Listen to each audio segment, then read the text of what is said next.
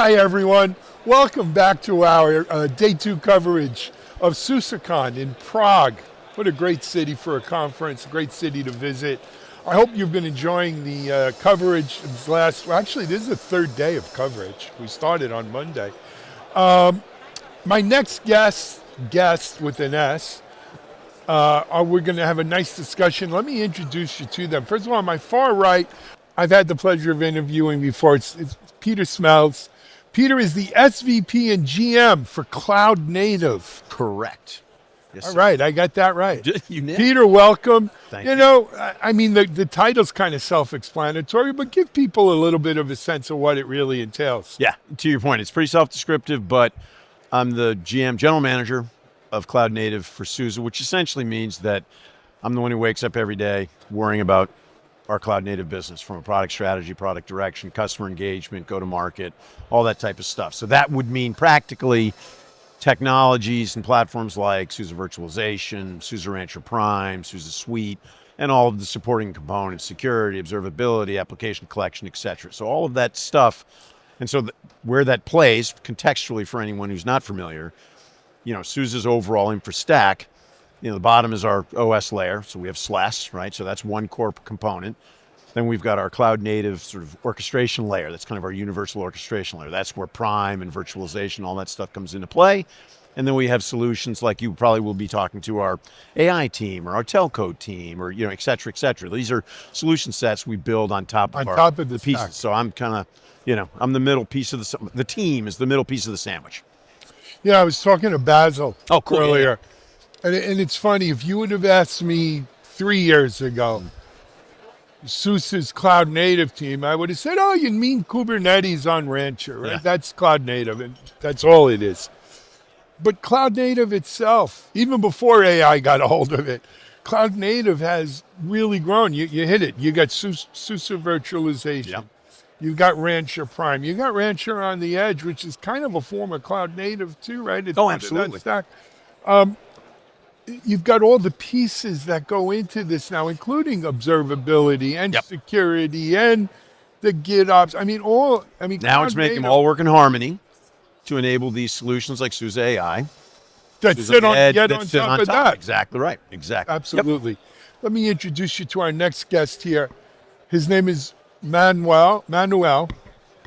It's fine. Close. We're going to call him Mano anyway, but I wanted to get it right the first time. I'm fine with that too. Yeah, and your last name? Sammeth. Sammeth, yes. Mano, welcome. Tell us a little bit about yourself. I am managing director of FIS ASP. We are a managed service provider with 3 owned data centers in Germany. And we are part of the FIS group, which consistently drives SAP systems, where everything we do is about SAP systems, AI, hosting, strategy, and yeah, we are 900 employees in the company group. It's a nice sized data center. You know, one of the interesting things we're finding about all of these AI data centers they're building is they don't have a lot of employees. Like, you know, the whole thing's automated and they don't have a lot of people. And I'm sure we'll talk maybe about that a little bit. Before we jump into what I want to talk about your relationship, not your relationship personally, but your company's relationship with SUSE. I think I know SUSE, our company knows SUSE even longer than I know the company. Really? Because we are doing business with SUSE, I think, for 23 years now. Wow. And we started using SLES, SUSE Really? Linux Enterprise Server for SAP applications. Yeah. And that's where we came from, and we are hosting about 1,500 SAP systems based on SLES. Really? Yes. It's quite a number of systems, complicated systems to be running. So we look at, you talked about layers, Peter, right? Yeah. We have that operating system layer. Now, traditionally, before we even got into cloud native, there was the virtualization layer. And if you were on public cloud, you had a little more choice, though 90% of the people probably took what the default was. Yeah. But for not in a public cloud, Virtualization meant VMware. Check. 90 For 20 years. 90+% market share. Yeah. And I'm not here to knock VMware or Broadcom or any of that. But what's happened is, as I think most of our audience knows, is as a result of licensing changes and so forth, people aren't necessarily changing because of money, but it's giving them a pause to say, wait a second, before I sign on for this, maybe now's a good time to look at options. I don't want to be locked in to a kind of walled garden. I want to see if maybe there are cheaper options or less expensive options, more efficient options. I want more choice. I want to be in the open, right? All of these kinds of things. Peter, Yeah. I'm sure, I know SUSE is saying it because I just spoke to Werner. Yeah. But on top of this, though, they're also saying maybe this is a good time to modernize. Yeah. Not just migrate from one virtualization to another, but maybe transform, modernize to a cloud native, Yeah. Absolutely. right? And that's got to be the golden ticket for you. Golden ticket. I like that. I was chatting with somebody earlier. Yeah, I'll put a finer point on what you said. Like, there are people are moving more aggressively than that. Even it's not like, hey, it's a good time. It's like you can't. It's visceral. It's fascinating to look because, first of all, if you look at the nature of what's happening, it's not like Broadcom went out and said, let's just bump up prices. Like, this is a system. This is why, like, at the CFO, CEO level, this is a business critical imperative because it's just not like creep. This is, let's go from perpetual to subscription licensing. Bam. Let's completely change our bundling where it's bloated packages that are way too expensive and organizations lose any agency over component level decision making. Right. And you talk to a customer, talking to somebody, and they're like, they're giving me a whole bunch of stuff I don't even need. Like they're not happy. They're angry about it. And so they've tightened up on compliance, so they're coming after you more aggressively on the compliance front. They're locking you in. On the one hand, you can admire, like, investors may love that strategy. Customers, not so much. So now to your second point. So the first one, it is, to your point about golden ticket, there is no amount of marketing in the universe that SUSE or any other vendor on the planet could do to create the tailwind and the opportunity that's being presented than what's happened from it's an existential market shift, which is cool. And certainly we're a player there. To your second point about, maybe this is a good time, it's interesting because we've been very transparent about this. Our objective isn't to be a like-for-like replacement. It's not a one-for-one. We're not just trying to say, hey, go from where you are now to go, to the next place. But if to your point about modernization, if you're already in the process of modernizing, if you're thinking about modernizing, if you had a dream about modernizing, because everybody, 90% of organizations are already using containers and Kubernetes. So it's effectively everybody. So if you're doing that, if you're anywhere on that path, you got to talk to us. It's kind of the mindset. And so there are multiple tips of the spear, if you will. So some it's like, I'm already doing some cloud native stuff. SUSE Virtual looks interesting. Got it. Let's have that conversation. For some people, they're not on a cloud native journey yet, but they desperately need to get off of VMware. And so what they'll do is phase one of their modernization will simply be eliminating dual licensing costs. Because if you think about like what we can do, the financial implications are so significant. You can migrate large numbers of VMs from the old way to the new way and eliminate your dual licensing cost and now have a simplified single control plane for VMs and containers. And I'll stop after this, but the other piece of this that's so fascinating is that even if you were saying, I'll just stick with what I've got, what you're going to end up, because it's all bundled, what you end up getting is one thing that's going to help you with your VMs the old way. You're going to get another thing that's going to help you with your containers the new way. That's not a recipe for efficiency. No. So we're talking common control plane, eliminate your dual licensing costs, reduce your overall costs. It's incredibly compelling. So I could talk all day. I'll shut up because I know you've got some thoughts too. But that's my response. No, I don't. Look, this is exactly what we've heard from multiple people. It's very much you're going to take it and you're going to like it. Right, right. And there's And the proper you response can speak to that. Like is, thank you, sir. May I have another? Something. Yeah, go. Because what you lost is that if you talk about innovation, Yeah, you don't talk about VMware at this time. right. True. They are the cozy hypervisor, Yeah. but they are not the innovator in the cloud native stack. True. Very true. Excellent point. And that made our decision easy, that we got loose. You don't stay in the past.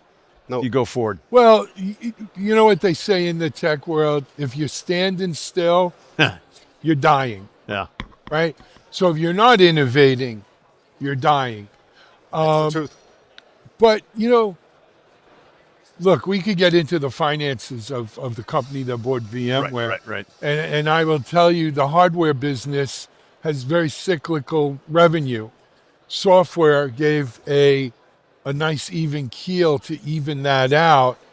And if they ride that revenue stream out, that evens out Yeah. their hardware cycles. And that might make Wall Street, as you said, very happy. It's a perfectly legitimate strategy. Like to think, like it's not for us to question the No, strategy. look, It's he's not even our crazy business, like a you know. fox, that guy. More Absolutely. It's created an opportunity. It's created a problem for customers, and we're in the business of helping customers solve problems. So let's Absolutely. rock and roll.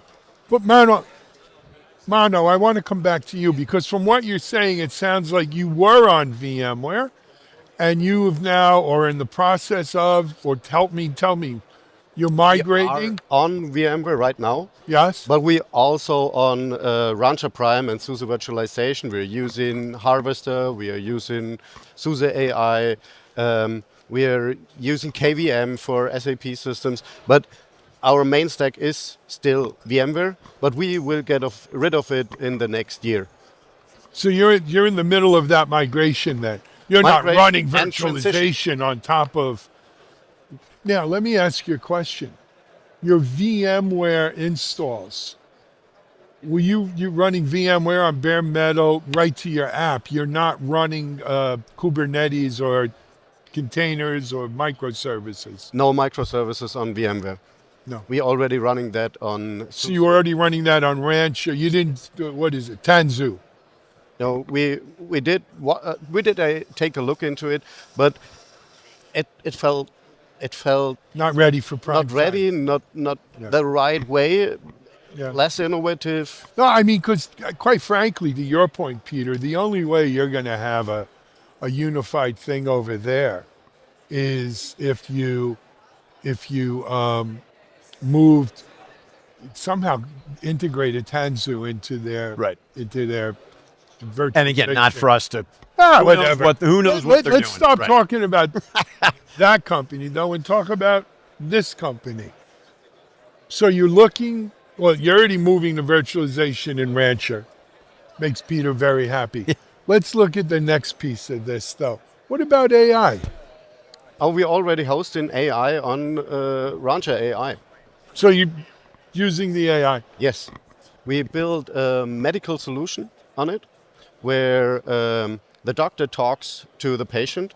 We record this, send this to the AI, transcribe this, and send red or yellow flags back to the doctor. So he can decide, oh, that guy has to leave blood here, and we do analysis for this It's and fascinating. that. And we help the doctor to ensure that the patient goes well again. Yeah. What about HIPAA? Well, we don't have HIPAA in Germany. Oh. Hello. That seems the HIPAA, blank But stare. Like, you have ISO privacy. 27001. Right. oh, Yeah. right. Oh, yes. So how We did that. How does that? You passed it. Yes. You must have it really. You must have a really tight setup to do that. First of all, how do you get the doctors to work with computers? They hate computers. Oh, they hate computers. Yes, that's They just true. Oh, I know. But the AI is totally integrated in the system. Okay, so they of our don't partner. realize it. So they just do what their the thing. doctors do, and it gets It's verbal, recorded. right? It's just verbal. They talk. right? They, Yeah, they it's verbal. dictate like You know, it's Yeah. funny. I had a good friend of mine once. Not once. He was a good friend of mine. Owned a company, healthcare cybersecurity. Huh. And he said, this is the interesting thing. Most hospitals have 3 networks. One is the regular IT network, like we know IT. One is more of an IoT network for the insulin pumps, the all the device stuff. all the devices. And then one's for the doctors because they pay no attention to security. They do what the heck they want. They don't like working with it. You can't tell them so what you're saying device this company sold cups and string? Well, no, Basically. you basic whatever the doctor wanted to use was good. Right. Yeah. Out in white. Yeah. Yeah, that's a hard way to lock down a system, though. I got to be honest with you. Yeah. That's why we go software as a service with this application. So the doctor has just opened his browser and ready, steady, go. Talking good. They're getting better. That's beautiful. They're getting better. That's beautiful. Let's so look, this whole I'm assuming, Peter, you were recently at Amsterdam I'm For sure the KubeCon. team was for KubeCon. Yep. Big event for us, for sure. There's so much going on, as I indicated earlier. It's more than just Kubernetes. It's the service mesh. It's observability. It's a lot of different pieces of this puzzle that we just don't see anymore, right? Well, not that we don't see, we're seeing more of. Mano, what about in your business? Are you, as part of this cloud native, are you moving beyond just, let's say, Kubernetes to the other pieces of the stack? We use every piece of the stack. Every piece. Every piece. Every team in my company, every technical team will use Kubernetes and the stack about it. My security team uses SUSE security. The networking team uses observability and everything. I'll riff when you're done. I'll add to that. Because it's like, if you think about it, it speaks directly to the maturation or sort of the role that containers and Kubernetes now play. So for example, let's use a SUSE Virch example. We talk about how, if they're on a modernization journey, great, we're perfect, do this thing. We have customers that are like, I just have to get off of VMware. I'm not necessarily on my modernization. I'm not yet quite ready to do that. For that move. They're using SUSE virtualization and they barely even know they're using Kubernetes and containers. So the point is, the cloud native is basically the control plane substrate for modern infrastructure. Yeah. You have an OS layer, which is ubiquitous, and then you have a control plane substrate, which is, in our case, that's ultimately SUSE. We are open infra for modern workloads. And that control plane is almost exclusively driven by containers and Kubernetes. It's fun. It's cool. Yeah, look, it is, in my mind, it's the de facto standard, right? Whether You and virtually everybody else. That's the cool thing. Yeah, I mean, that's the world we're living in now.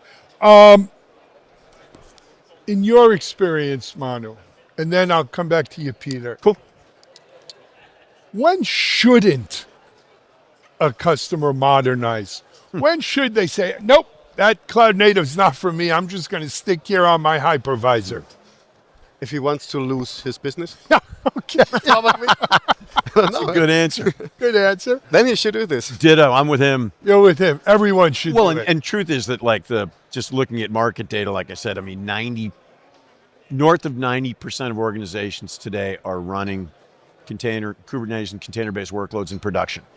Yeah. So that doesn't equate to, every single customer, but I think to put a slightly finer point, I don't think it's if. There is a when, though. And, like a very specific example of that is SAP, I think, is interesting because you guys are big in the SAP space. So, for example, we also, from a SUSE standpoint, like we offer, migration and modernization around just traditional SAP. SAP, workloads everywhere. One of the most dominant, pieces of software in the history of software. This does not certify on Kubernetes. Really? Containers. So what you do is, therefore, for those customers, they're still technically modernizing, but what they're doing is they're just using KVM, SLES and KVM. Right. Not because of anything that we're talking about, but simply because that's where, as SAP as an organization paces their modernization overall, so the larger context picture there is you could have organizations where you have particular workloads that are highly regulated or something, or it's a legacy workload where the people that built the application are retired or not around. It was like, so it's more of it's important that we could have a whole discussion on sort of modernization strategy, which is a lot of our professional services business and that type of stuff, because it's not an if. It really is more when. And when could be 5 years. It could be 10 years. And I think one of the things I think, like this SAP example, that's a perfect example of, well, you got, Muhammad comes to the mountain or the mountain comes to Muhammad. You got SAP. I'm too invested in SAP. I'm kind of, I'm locked in, which is not where you want to be, frankly. But if you're already locked in, sometimes it's hard to see your way out of that tunnel, right? Yeah. Anyway, guys, I'm looking at the people standing around here. I'm thinking we're about out of time. Okay. Yep. You can't go home, but you can't stay here. Exactly. Got it. Right. You can That's check our out, hook. but you can never leave. Mano, first of all, congratulations. Thank you for coming on here. Thank you. Good, best of luck with FIS. Peter, man, always a pleasure. Always fun chatting. Thank you. To see you soon.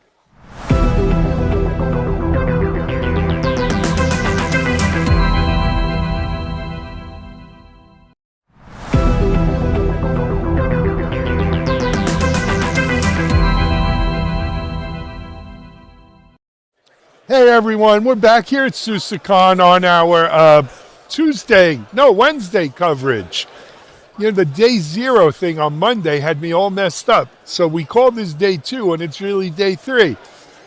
In any event, let me introduce you to Sudeep Goswami.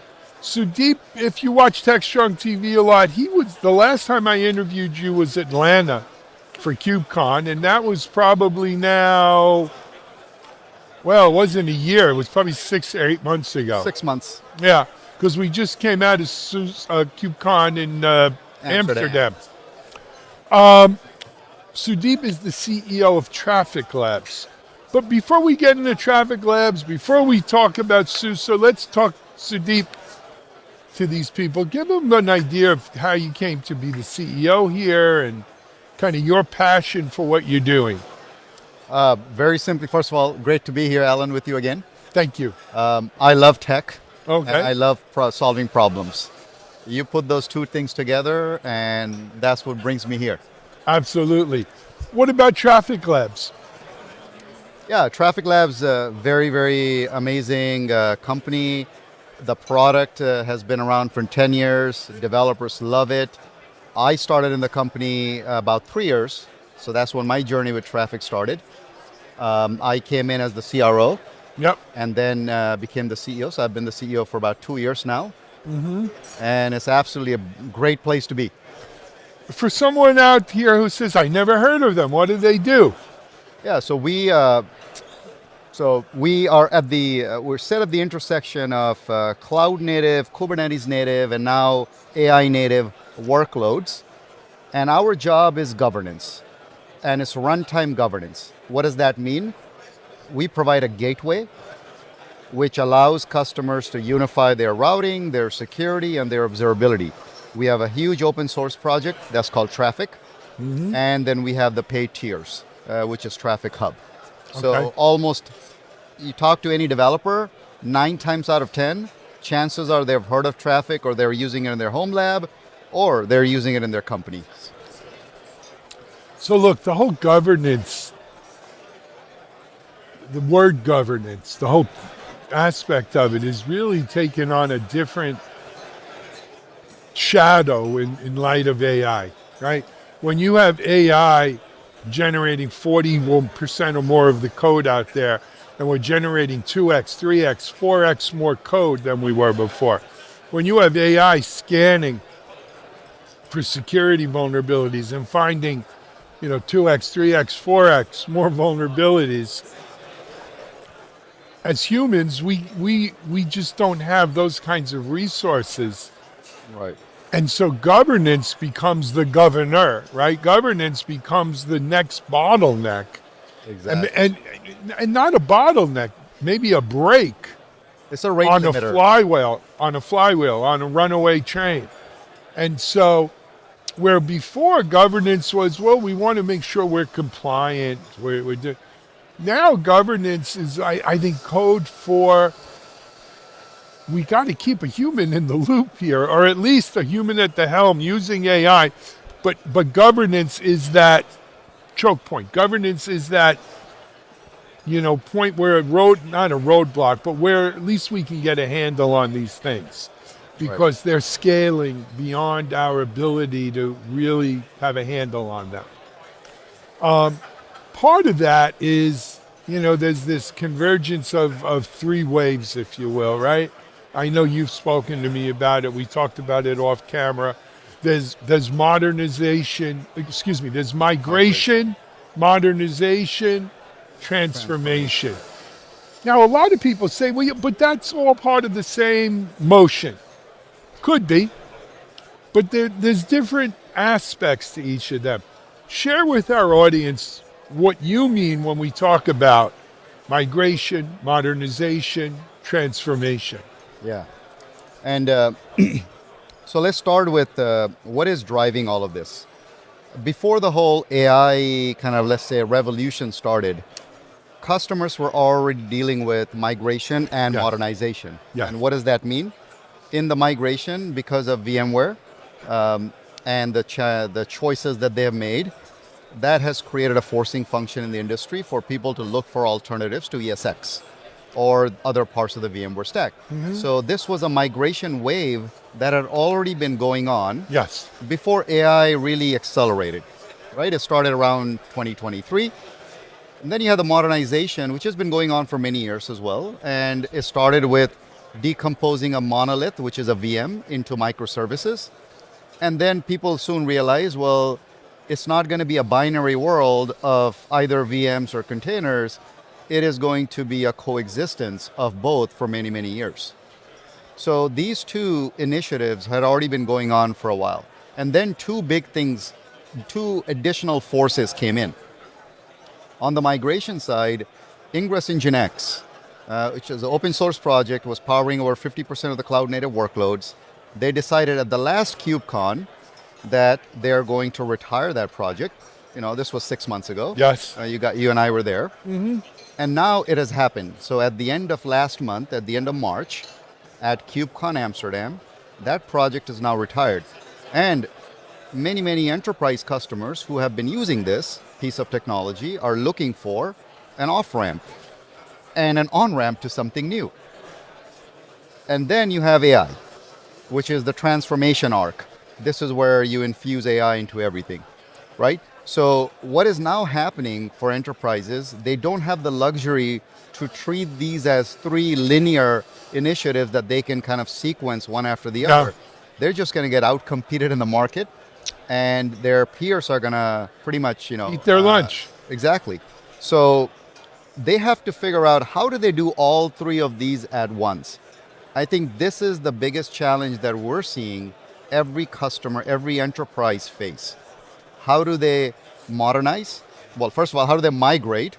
Because that's day zero job. How do they modernize? That's day one. And while they're doing this, how do they transform their business infusing AI? Love it. Now, so here's the interesting thing, though. If you do this right, you can do all three in one motion, right? But you need, part of that is picking the right partners, picking the right solutions, having the right strategy. Talk to me about the relationship with SUSE and how that plays into it for you. Yeah, you said it right, Alan. It is the choices that a company or a partner or a vendor makes, whether it's SUSE, whether it's us, it has to be very strategic. It has to be thought through. You have to think about the future as well. And what we arrived at working with SUSE, that the approach comes down to architecture. You create an architecture that is adaptive, is dynamic, it's future-proofed, it can scale, it is not locked into, it's sovereign, what we call sovereign smart. Yep. All of these attributes that the architecture needs to have, and this is the way that you can actually solve this in a very thoughtful, strategic manner that gives you operating leverage. Because that's what it comes down to is, do you have the operating leverage So every decision that you make compounds in value. And so let's start with the migration. The architecture that you put in, you lay in place to allow that migration to happen should give you leverage to then do the modernization and then do the integration of AI, with transformation. And this is why I'm excited about what we have done with SUSE. And we can talk more about that. Well, let's go ahead. All right, so let's talk about the architecture. What SUSE has done a great job is they have unified the platform. So they call this the Rancher Suite. And then you have SUSE virtualization as one of the key building blocks of that. Yep. This is for VMs to migrate over. And then you have the Rancher Prime, which is for the container of the world, the Kubernetes of the world, and where you have, and SUSE is unique in this way because they have an edge play with K3S, and they have an enterprise play with RK2. Right. And what Traefik is doing, partnering with SUSE, is we become the default ingress layer for all three of those estates. So great news is we had already been partnering with SUSE with K3S for many, many years. And because of the Ingress Nginx forcing function, if you will, that happened, SUSE chose to also standardize on Traefik Labs for their RK2. And now at the upcoming next release of Harvester, which is their SUSE virtualization, which is coming up in the fall, we are going to be the default on the virtualization as well. So now you can start to see the value which compounds in benefits, where you have a unified layer which is portable. You can deploy this anywhere SUSE can be deployed, which is on-prem, public cloud, private cloud, the edge. And now with us and SUSE, we have a unified governance layer that follows the workload, wherever that workload may be. One thing I didn't hear you mention was the SUSE AI, though. And transformation. And now, exactly. So now with this foundation in place, now let's talk about SUSE AI. And the team has been doing great work. You heard at the keynote today. Yes. MCP servers are, there's two sides to AI. There's AI on infrastructure and infrastructure for AI. Right. So, and we have a great role there to play with them. As SUSE introduces MCP servers to their customers, those MCP servers need to be governed. So make sure that the agents getting access to these MCP servers can only do the things that they're allowed to do. Conversely, with the SUSE AI Factory, you're going to be exposing models and doing inferencing and tokens as a service. This is where you need runtime governance as well. And you started with the governance. The way we kind of see governance, there's three things there. And from a runtime perspective, a great governance solution allows you to be able to write rich policies, so fine-grained policies with the right metadata. Second, it allows you to enforce those policies in real time. And third, it allows you to observe what happened. Did the policies actually work? Was there anything that bypassed the policy? And you can observe it through agentic means, but also human in the loop means. Yeah. Like you don't have to pick and choose, or you don't have to choose just one or the other. They're not mutually exclusive. You want to harness the best of both worlds, use man in the middle when needed, but then also use agentic. Love it. This is what I'm talking about, is you got to take a very architectural approach to this, because then it sets you up for the next decade of innovation. Fantastic. Sudeep, we're about out of time. 15 minutes go so quick here.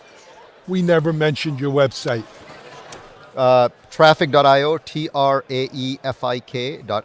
That's Traefik.io. Hey, man, I love what you're doing. Always a pleasure. Keep doing it. I hope I don't have to wait till Salt Lake City to see you again, though. Yeah, let's do this again soon. Anytime. All right. All right. Go check out Traefik.io. We're here at SUSECON. We're going to be back with more. Stay tuned.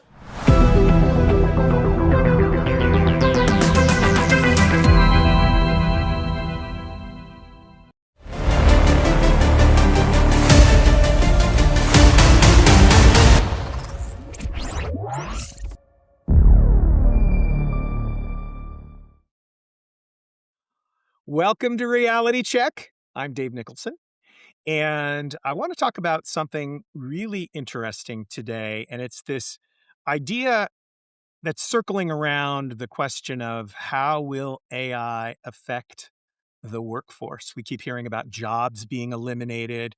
We hear companies talking about how they're at least hinting that they're realizing all sorts of efficiencies, therefore they can get rid of people.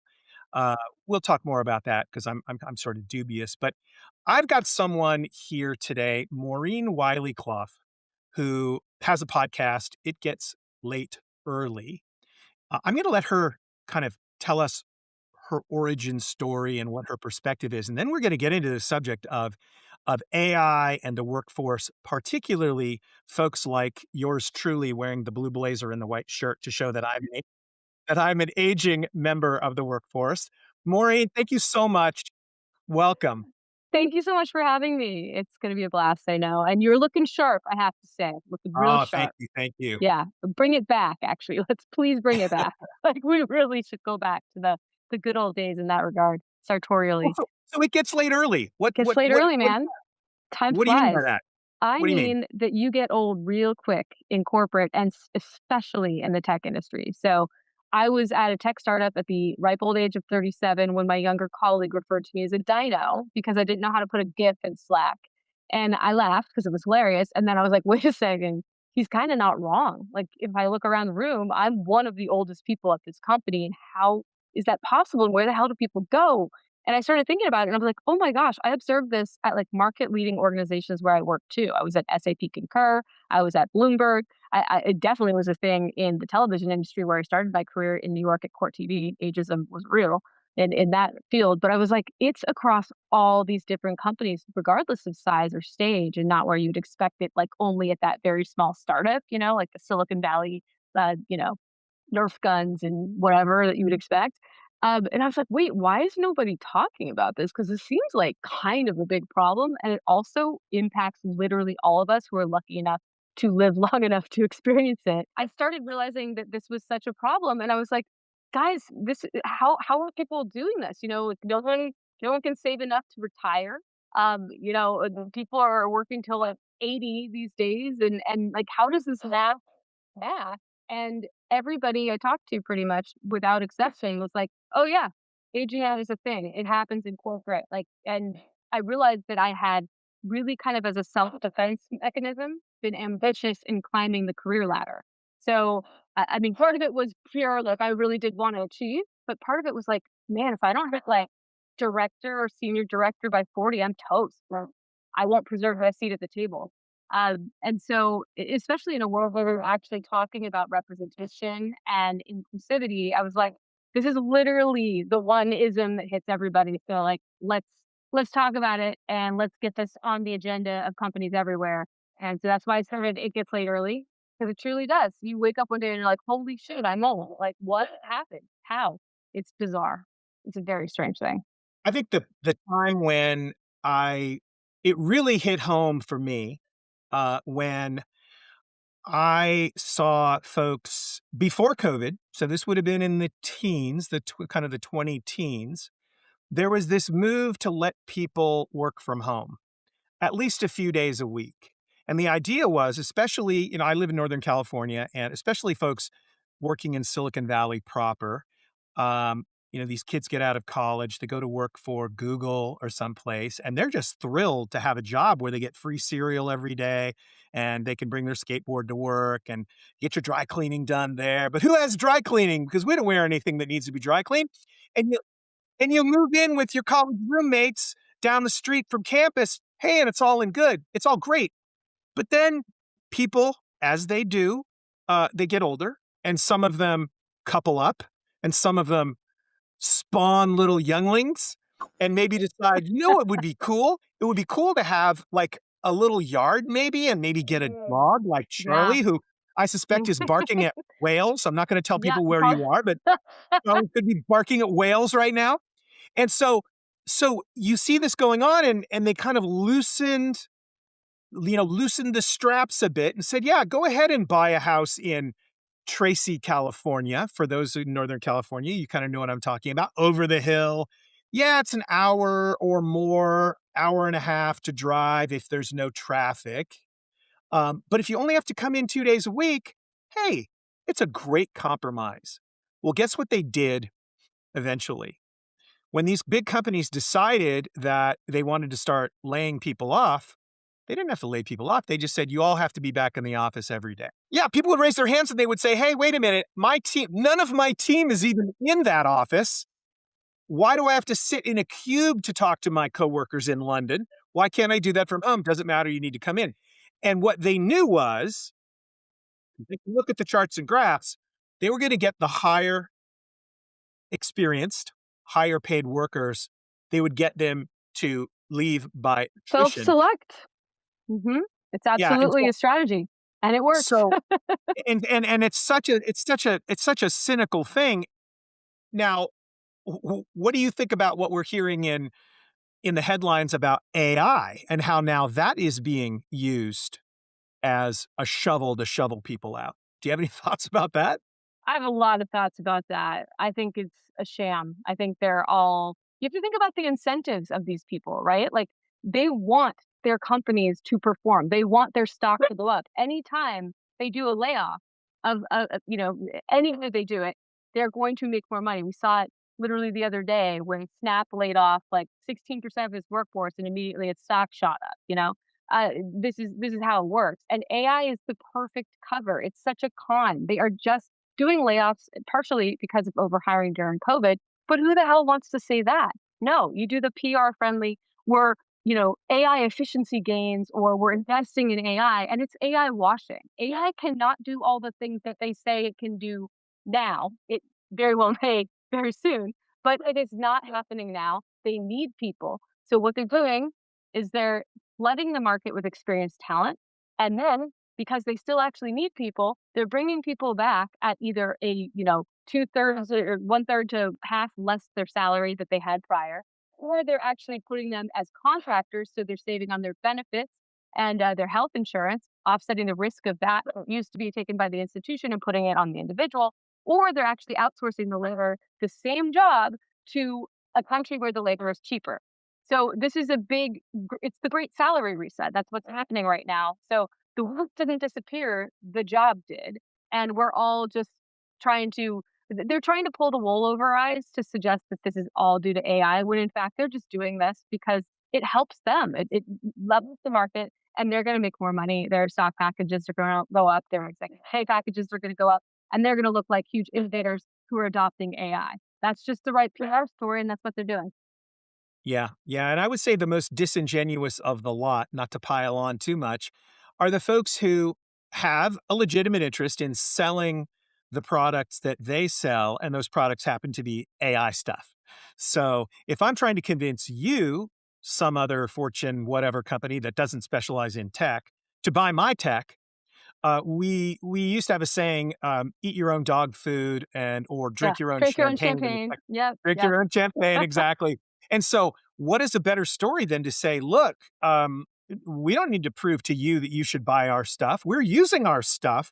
At least the implication is we're using our stuff, and that's allowed us to cut 15% of our cost. Yeah, those people are cost, but so when you scratch below the surface there, what you see is at best, those companies are proactively redeploying capital in the direction of AI. In other words, they're laying people off and they're using that money to implement stuff that they might actually sell to others. But the ROI, the positive ROI, has not yet truly been realized at the scale that we've seen. And hey, okay, all fair.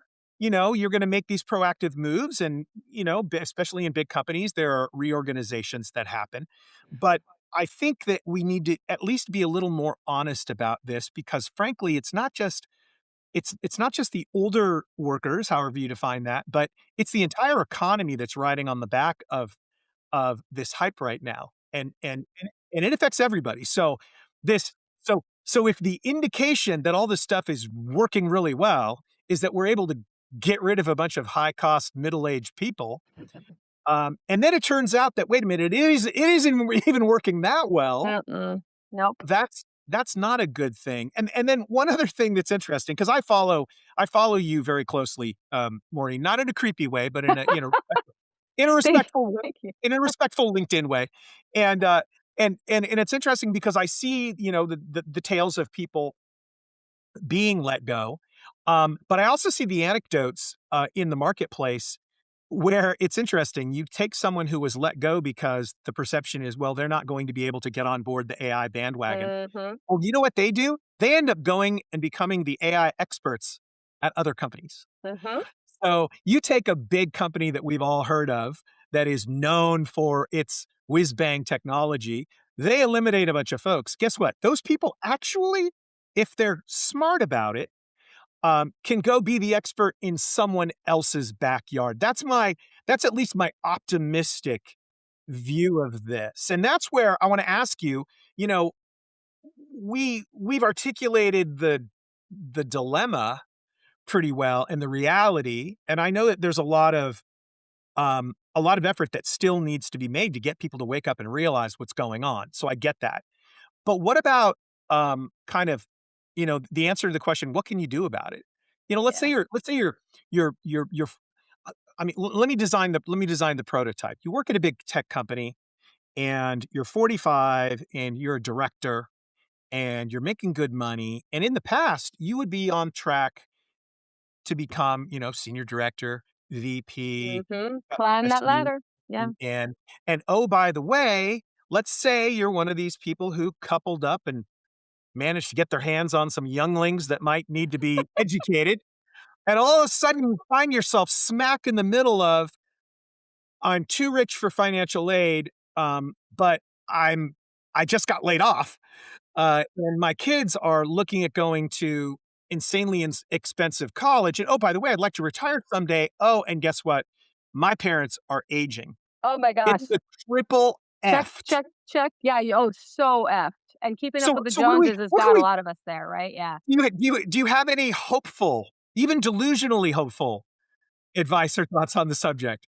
So I do have hope. I think there's going to be an amazing boom of entrepreneurship of people over 40 who are kind of, you know, unintentionally ending up there, right? They're going to find themselves in a situation where this is pretty much one of the only ways that they can go on. So there is the possibility that we'll have this like great set of new companies coming out that hopefully will be employee centric and people can build companies in the form that they'd like to see in corporate that does not exist today, where it's all about, the most exploitation as possible with the workforce.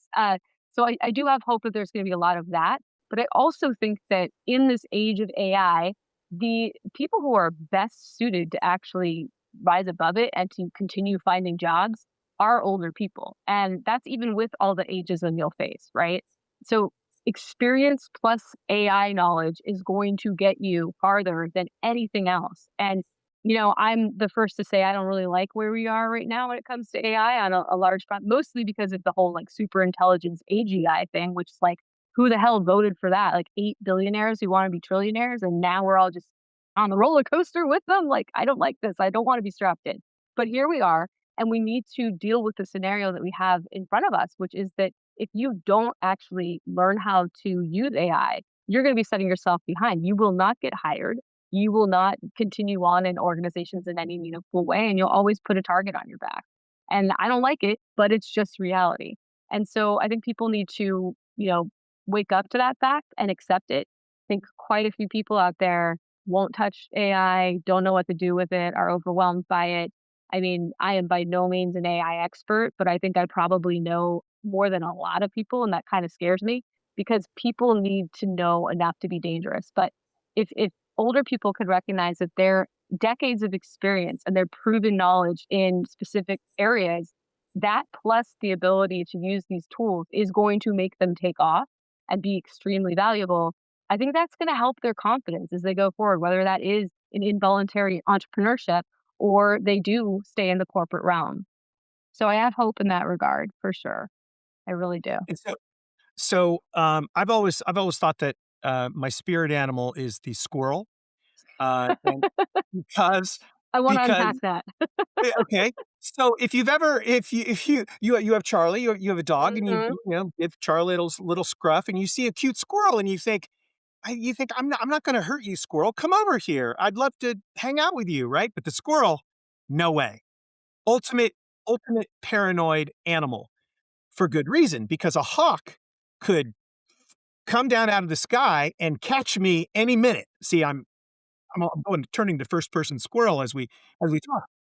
And so I live my life with a sort of this sense of paranoia. You've talked about how important networks are and how one advantage that older workers should have, but they haven't necessarily leaned into it, is their network. I think of threads in my network, and I'm always trying to weave them for safety. And I know you've given advice on that. I will tell you that um, in the executive education classes that I'm a part of at Wharton, I have very senior, very solid leaders in technology who are coming in, and sometimes they have never been blindsided. So when you Yeah. talk to someone who has never been blindsided, who truly believes that there's nothing political that could blow their world sideways, it's a fascinating thing. When you talk to Mhm. folks like that and you suggest maybe it's a good idea to try to have one foot on the boat and one foot on the dock. In other words, diversification. If And we do it with our portfolios, why not our career? Yeah. exactly, Yeah. exactly. And sometimes, and the one thing that, if I could get one thing across to people, it would be um, have a side hustle, Oh, yeah. whatever that is. Yep. And then when you are going into your next W-2 type thing, if you are, set expectations up front by simply saying, there's these other things that I do Yep. that I'm just not going to give up. So like if somebody offered Maureen, it's like, Maureen, we want you to be senior vice president of coolness at I do large co, get that job a at, lot la- offered to at me. large, Yeah. at large co. Your first response should be, "That's awesome. I'd be perfect for this." There are some things that I'm gonna be continuing to do, though, just to let you know. Their reaction is likely to be, "Oh, okay. So just Yep. yeah. Oh, Don't ask for permission. On Wednesdays, you're not gonna be able to be in meetings until 10 a.m. Pacific? Okay, fine." But if you ask after the fact, Exactly. it's never gonna happen. What are some other Bake things it like, in. yeah, so like strategies if someone came to you and they were either hopefully it's beforehand. Hopefully they're coming to you to talk about a strategy, more of an insurance strategy than the house is on fire, now what do I do strategy. You're thinking about it the complete right way, right? Because we're in a career stability crisis, right? We cannot depend on corporate the way in which we used to be able to. It's not the safety net that we thought it was. So we do have to find ourselves in a situation where we are looking to diversify. So yes, start while you still have a job, if at all possible. That's very important.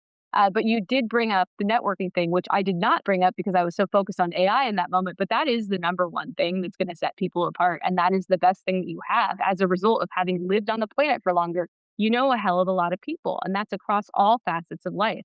All of those people, even people, on your son's little league team, those are people in your network. And I actually know a person who was out of work for like 2 years, was struggling so hard to find a job and ended up finding one through his little league coach's wife.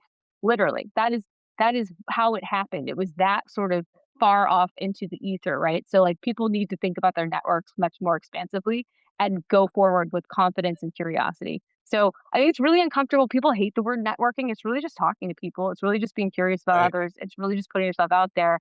And you would be shocked at how much can happen from like a coffee chat. I know coffee chats get a bad rap too, of course. So make sure you're like giving back as well. But networking, I very rarely do I hear someone say, "Oh, I applied online and I got a job." I feel like that's almost a Right. waste of your time at this point. The market is so hot trash. It's so flooded with great qualified candidates. Everyone's getting ghosted. The jobs are fake. Like it's ridiculous. So get aligned into some actual human being. Lean into humanity, lean into your community, and lean into your relationships. That is so critical, and it will set you apart. So I'm glad we could double down on that. And for people who are really trying to think about what's next, it's a really big conundrum, especially if you've never worked outside of corporate. It's like I only know how to work in this system. Corporate doesn't teach you how to take that and do it somewhere else, right? Like, why would they? There's no incentive for them to do that. But if you can actually sit with, basically, I learned this from a woman named Amanda Northcutt, who has a company called Level Up Creators, and she helps people create their own boutique consultancies out of corporate. So make that sort of off ramp. And she had this idea that I thought was really great, which is basically to look at all the things that you've done in your career, like outline specific projects and all that stuff. Then you do a circle with like, what do I actually like doing? Right. And so you've got this Venn diagram going. But then crucially, the third part is what the heck will people actually pay me money to do? And so coming to that sort of concept and just like really leaning into what you find and then not being afraid if it's too specialized, because sometimes that can be the most helpful of all. But after that, it really is working your network and your relationships in order to secure clients and thinking of clients in a way that we do customers and like SaaS companies. Like, what's the LTV of this potential client? And expanding your mind into the ways in which it could be something more than a one-off engagement. So I would encourage people to think of it that way, because there's so many people who are like, dude, I know I got to do a plan B. I know I'm probably gonna get laid off, but like, where do I start? And it's such a like overwhelming question, especially for just corporate worker bees. But the truth is, we've all done a lot of cool shit and we all have a lot of experience in certain things that do set us apart. And the other reframe is, if you think of the people for whom you've worked, the companies for whom you've worked as clients rather as like companies that you just were a part of, then you realize, oh, I did this for them. Oh, I did that for them. And then you can take, all the knowledge that you put together there and start to amass sort of a, a a body of work, if you will, like the wins that you've accomplished over the course of your career. And that can give you like something tangible to work with as you're moving forward. Because I think too often people are just like, dude, like I worked at X company for 15 years and like I did this project and I had that boss and whatnot, but they don't think of it in ways that can be pushed outside of that organization. So I just think we need to do that exercise. We need to start like just with one step. And I think that's probably the best first step I've ever heard of personally, is that sort of Venn diagram to design like, what do I really want to do next? Because also you don't want it to be soul sucking and joyless. So Right. but yeah. Yeah. Well, I hate to be Davy Downer on the subject of networking, Maureen, but when you get to my age, all of your friends are either dead or retired and they can't do anything for you. That is so So not there is true. so there's a limit. There I is a hope it's not limit. true. And so let that be the fire under the Oh, rear end of someone who oh, goes, I can wait. It's like, no, you can't. You can't. Eventually oh. it gets late early. Father time comes It for all of gets us, late right? early. It does It get gets late late really early. early. Dude, and yeah, we're all older workers at 40. What? Like I it's know, I insane. know, I It's know, and I'm way insane. past that. I responded to a post on LinkedIn that Maureen put up with a picture of my shoes that are like Mm. 37 years old, which I thought was funny. And then my wife said, "That's not good. You're revealing how old you really are." No, they're You know, vintage. They are cool. Those are they are objectively cool. cool. They K-Swiss, are come cool. on. That's Yeah, awesome. I yeah. I hat tip to you for that, in my So opinion. one thing I would say, coming at it from the teacher of all things AI perspective that I have, is that this technical revolution should be seen as much as possible as a positive thing for those of us who are older, because yes, we can take our experiences and leverage them. But one thing, the thing I want people to wake up with in the morning, I want the mindset to be, everything is new today. What we thought was the extent of all of this a week ago, it has completely changed. Therefore, all of us, you, me, the person with 20 years of experience in tech, the person with a year's experience in tech, we're all putting our toes on the same starting line at the same time each morning. And it's up to us to get out there and play with it and figure out how to get value out of it. So there's something rejuvenating about AI. Even though the outside world is going to use it to attack you, we are equally capable of using it to mount our own offense, to create a virtual team around us. Very, very important. And then the other thing, Access to yeah, entrepreneurship. Yeah. you were talking about someone who has like a lengthy corporate career. I was at EMC for 16 years, and starting at the turn of the last century, and and and while I was there, as far as HR was concerned, I had 11 different distinct roles. Now, on the one hand, I pretty much did the same thing the whole time I was there, but at different levels and places in the organization. Um, but if you were to go to the outside world, people interviewing you, their attitude is often, oh, you've been institutionalized. Clearly, Yeah. you're a big company person. It's like, whoa, wait a minute. Yeah. I have 11 different jobs. It Right? was chaos. I Yep. survived because my spirit animal is a squirrel. I was dodging hops Isn't that what they constantly. want? Right? Yeah. Yeah. And I learned something very important from an elder stateswoman that I work with. And she taught me by example that each of us is responsible for our own narrative. And the way that you spin your experience, not being disingenuous, but what you highlight, you need to realize just how rich your experience is. And most of us don't, because We we think of it as forget. being, yeah, you think it's mundane until you're the only person in the room who had that experience. And then people worship you like a god. That's sort of the thing. But so I mean, like that's an example. Do you specifically work with people? I know you have your podcast, and you're very gracious with kind of sharing your thoughts and learnings on various platforms. But do you work with individuals? What do you do? I actually don't. Unless they're looking to You build should. some. Do you know how many people have told me that and asked for it? It's crazy, Yeah. actually. It's crazy. So yeah, it's always been in the back of my mind, but I tend to refer people to career coaches, which is probably dumb on my part. So I mean, perhaps that's imposter syndrome sneaking up on me. Who knows? But no, I know. I should drink my own Kool-Aid or whatever the term is. But yeah, it's something I definitely could do, and I sort of do the coaching through the podcast, I guess. So it is. I do get a lot of requests and a lot of nice messages from people who feel like they've learned something. So that's very gratifying. Yeah, no, it's fantastic. So are you, I mean, I always wonder, because again, I expect that someone's going to like scoop you up as SVP of fantasticness or something. Um, are Yes, you, people are clamoring for have that. you sort of, have you rotated into the idea that you're an independent practitioner, um, kind of person, or have you sworn off the world of W-2, or what are your You thoughts know, on that? never say never, I will say that. And when I decided to broach this very sensitive subject, I recognized there was a chance that I could be shunned by corporate. And in fact, as soon as I launched my podcast, I was a layoff of one about a month after that. And interestingly, I was one of the oldest people at this company. So I'm pretty sure they were not too jazzed about the topic of ageism in the workplace. So I knew that was a risk. It was supposed to be my side hustle while I was employed by this company, this startup.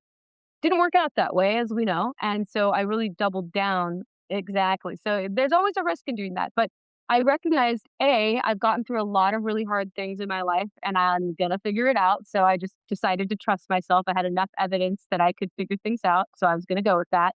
And B, I recognized that what I was doing is inherently being a part of what we call the creator economy, which is massive and growing so much, and so I recognized, even if my podcasts were a colossal failure and we crashed and burned, that experience would actually set me up very well to be a part of all the companies that serve the creator economy. And so I knew that I had an avenue into some sort of SaaS company or whatever it was there, and that experience would not be for nothing. So I just decided to go for it. And so that's what I've done. And fortunately, it has not crashed and burned. It's done quite well. And I found the right brand partners, including AARP, which is like the biggest nonprofit in the US. And they focus on actually preserving the rights and advocating for people over typically the age of 50, although you can become an AARP member as soon as you turn 18, I found out.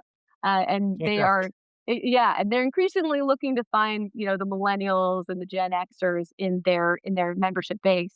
And so that's what I'm bringing is an audience that is very much that.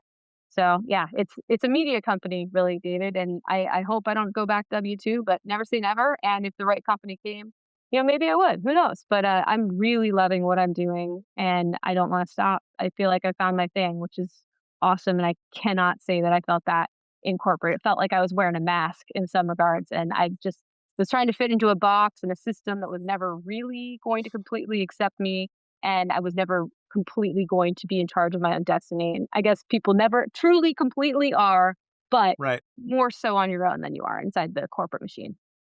Yeah, but you're a living example of exactly sort of the hypothesis that you're putting forward here, which is and you talk about, being in charge of your own destiny and being in a box.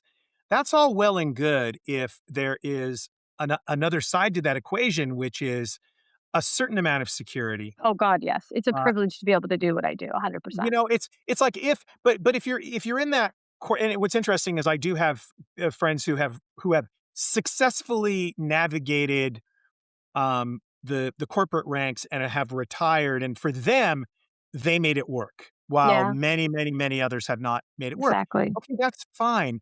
If on the other side of the equation is job security and wealth building and enough satisfaction, yet you're in a box. Okay, great, that's fine. But when there's nothing on that other side, and I think that's what I hear you reminding people of. It's like, look, be realistic. Um, these companies are not necessarily your friends. I for years and years and years have used a phrase. This will be the first time I think where like strangers will ever hear me say it, but but the phrase is "bros before co's," where bros is a non where I love it. bros is a non-gender specific and includes lots of different people. I don't care sex, gender, orientation, I love it. whatever. It's I can that. hang with bros. Okay, if there's a generic word I could, but it's got to rhyme with co's, right? I'm with you. I'm with you. But the idea is you can be a loyal W-2 employee today, middle-aged, everything's been great, you've never been blindsided. Please have a plan other. Yes. Have something. And I Yes. think, so I don't interpret your messaging as being negative.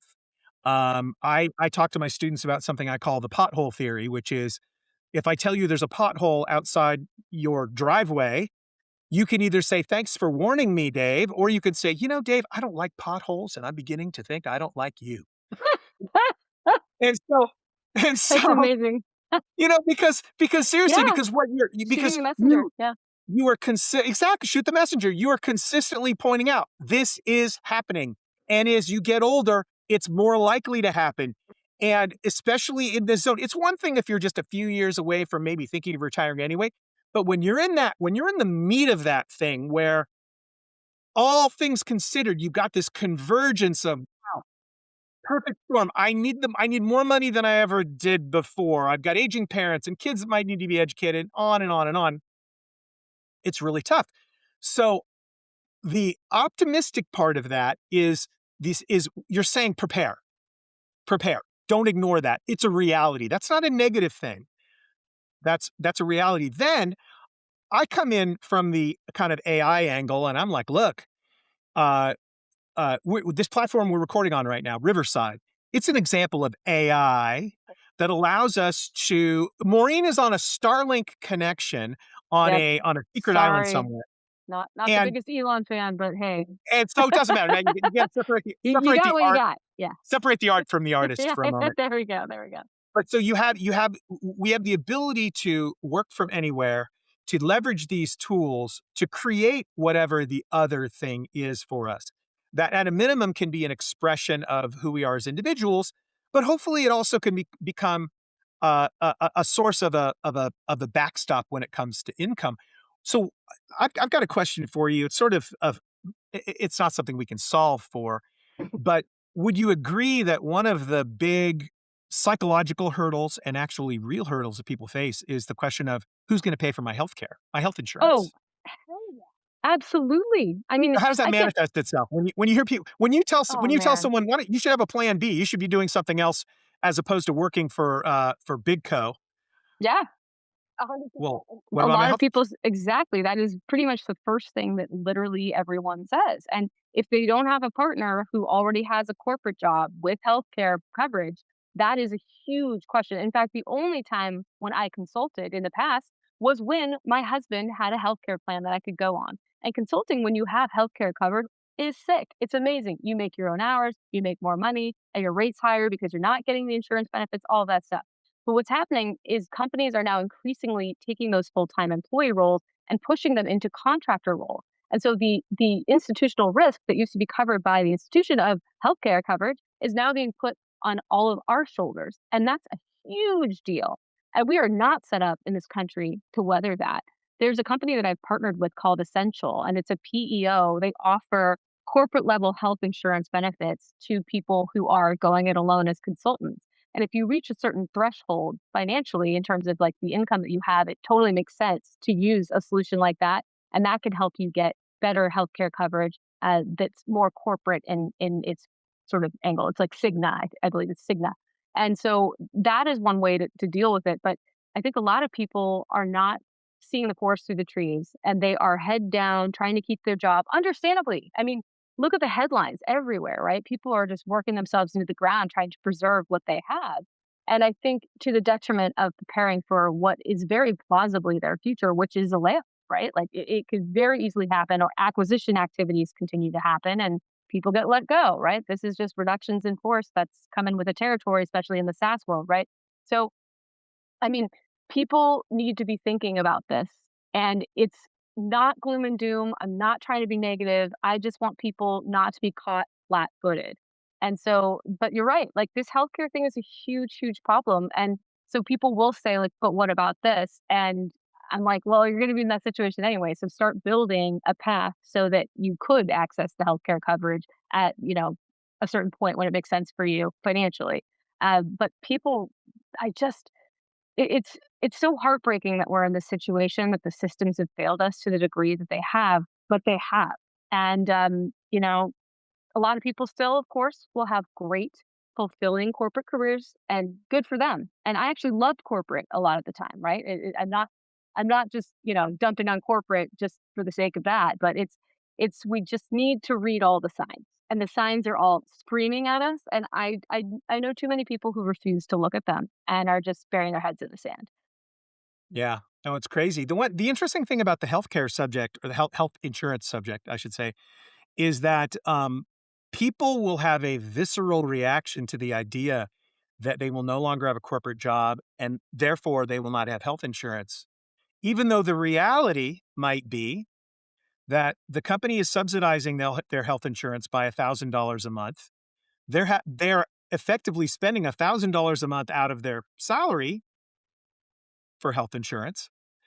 And they may have $1,000 a month car payment on a leased car. So it's like, so once you realize that in fact, health insurance is just another payment, albeit a large one, could be half of your mortgage, the equivalent of your mortgage or whatever it is, that at least it becomes a rational problem that you can attack.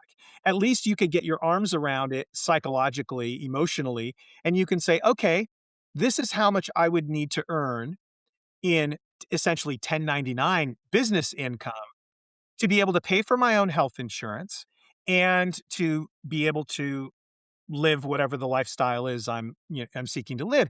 And if you approach it rationally like that, it's not as bad as it seems. I know personally, because I went through that psychological thing where I realized after a few months of actually paying for my health insurance, it was like, okay, it's kind of fun to brag about how horrible it is, but it can be doable. And yeah, that whole system, along with a lot of others, are broken. Problematic.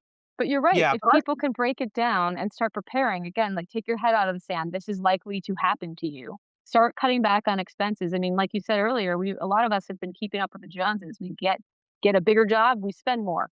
We get ourselves into this specific neighborhood or whatever. And we've worked ourselves into a corner when it comes to our expenditures. And so right now is a great time to try and lessen those if you see this coming for you potentially. I am not a financial advisor. I can't do that for you, but it just makes sense, right? If you can start to offload some of those unnecessary expenses and just start preparing for the future, that's going to help as much as could, right? Like we all just have to do what we can, control what you can control. And so I like your approach there on actually kind of breaking it down. Like, what does this really mean, rather than the big scary, oh my gosh, they don't have health insurance, which is so visceral, right? But I think you're also hitting on something that's really important to talk about, which is the mental health aspect of all this instability and how destabilizing it is for every single one of us to know that we're working in a world that we can't even envision. Like, I mean, Sam Altman said he has no idea what entry-level jobs are going to look like in 5 years. Like, people literally don't know if this thing is going to literally end us. Like, it's crazy the amount of anxiety we all have on a daily basis. And it's just, it's a very hard to sit with and understand how that's fraying our society and the impacts it's going to have, not only on our generations, right, the people who are actually working, but on our children, because they have to bear the brunt of it as well. So it's a precarious time for sure, but I'm a big believer in like control what you can control, do the best you can, and hopefully it's all going to work out. Cross your fingers. Yeah, well, my parting advice to folks, I don't know if you could see this, Maureen, on your screen, but right there, see that red thing right there? Yes, I see the red thing. Yep. That's a red Oh, stapler. oh my gosh, it's Milton's stapler. Do you have That Milton's is, stapler? well, no, that's my stapler. That's my You red didn't stapler. take it from Milton? Okay, all right. I'm But yeah, glad you have your own. But yes, I highly recommend that people watch Office Space. It's the There's best a lot of movie ever. wisdom, a lot of wisdom in there. A lot of wisdom in there. 100%. We've all been asked about our flair in one Yep. way or another. We've all been Absolutely. asked to staple a cover sheet to our TPS report. Yep.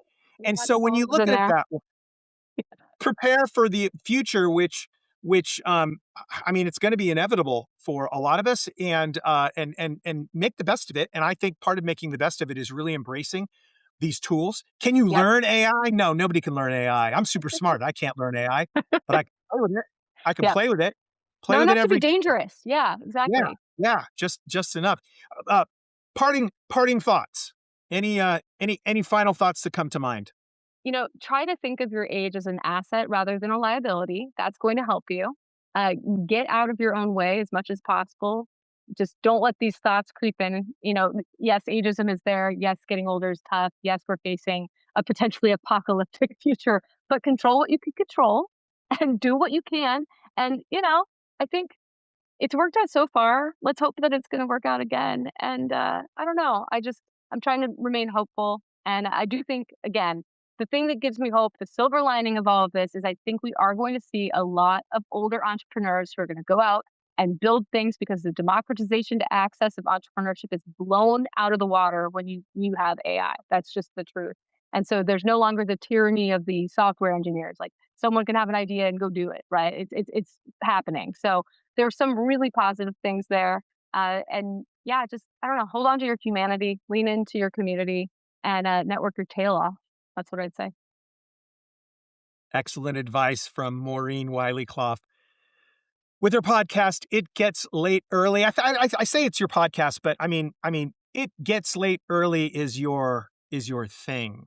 It's my platform. It's my media company. That's Maureen. Yeah. There you go. Maureen's media company. Don't call her Moros Maureen, because in fact, the message is overwhelmingly positive. Maureen, thank you so much for spending time with me. Yeah. And for Thank reality you for check, having me. yes, absolutely. For reality check, I'm Dave Nicholson. Stay tuned for more interesting and exciting episodes. Can't promise they're all going to be as awesome as Maureen, but we'll do our best.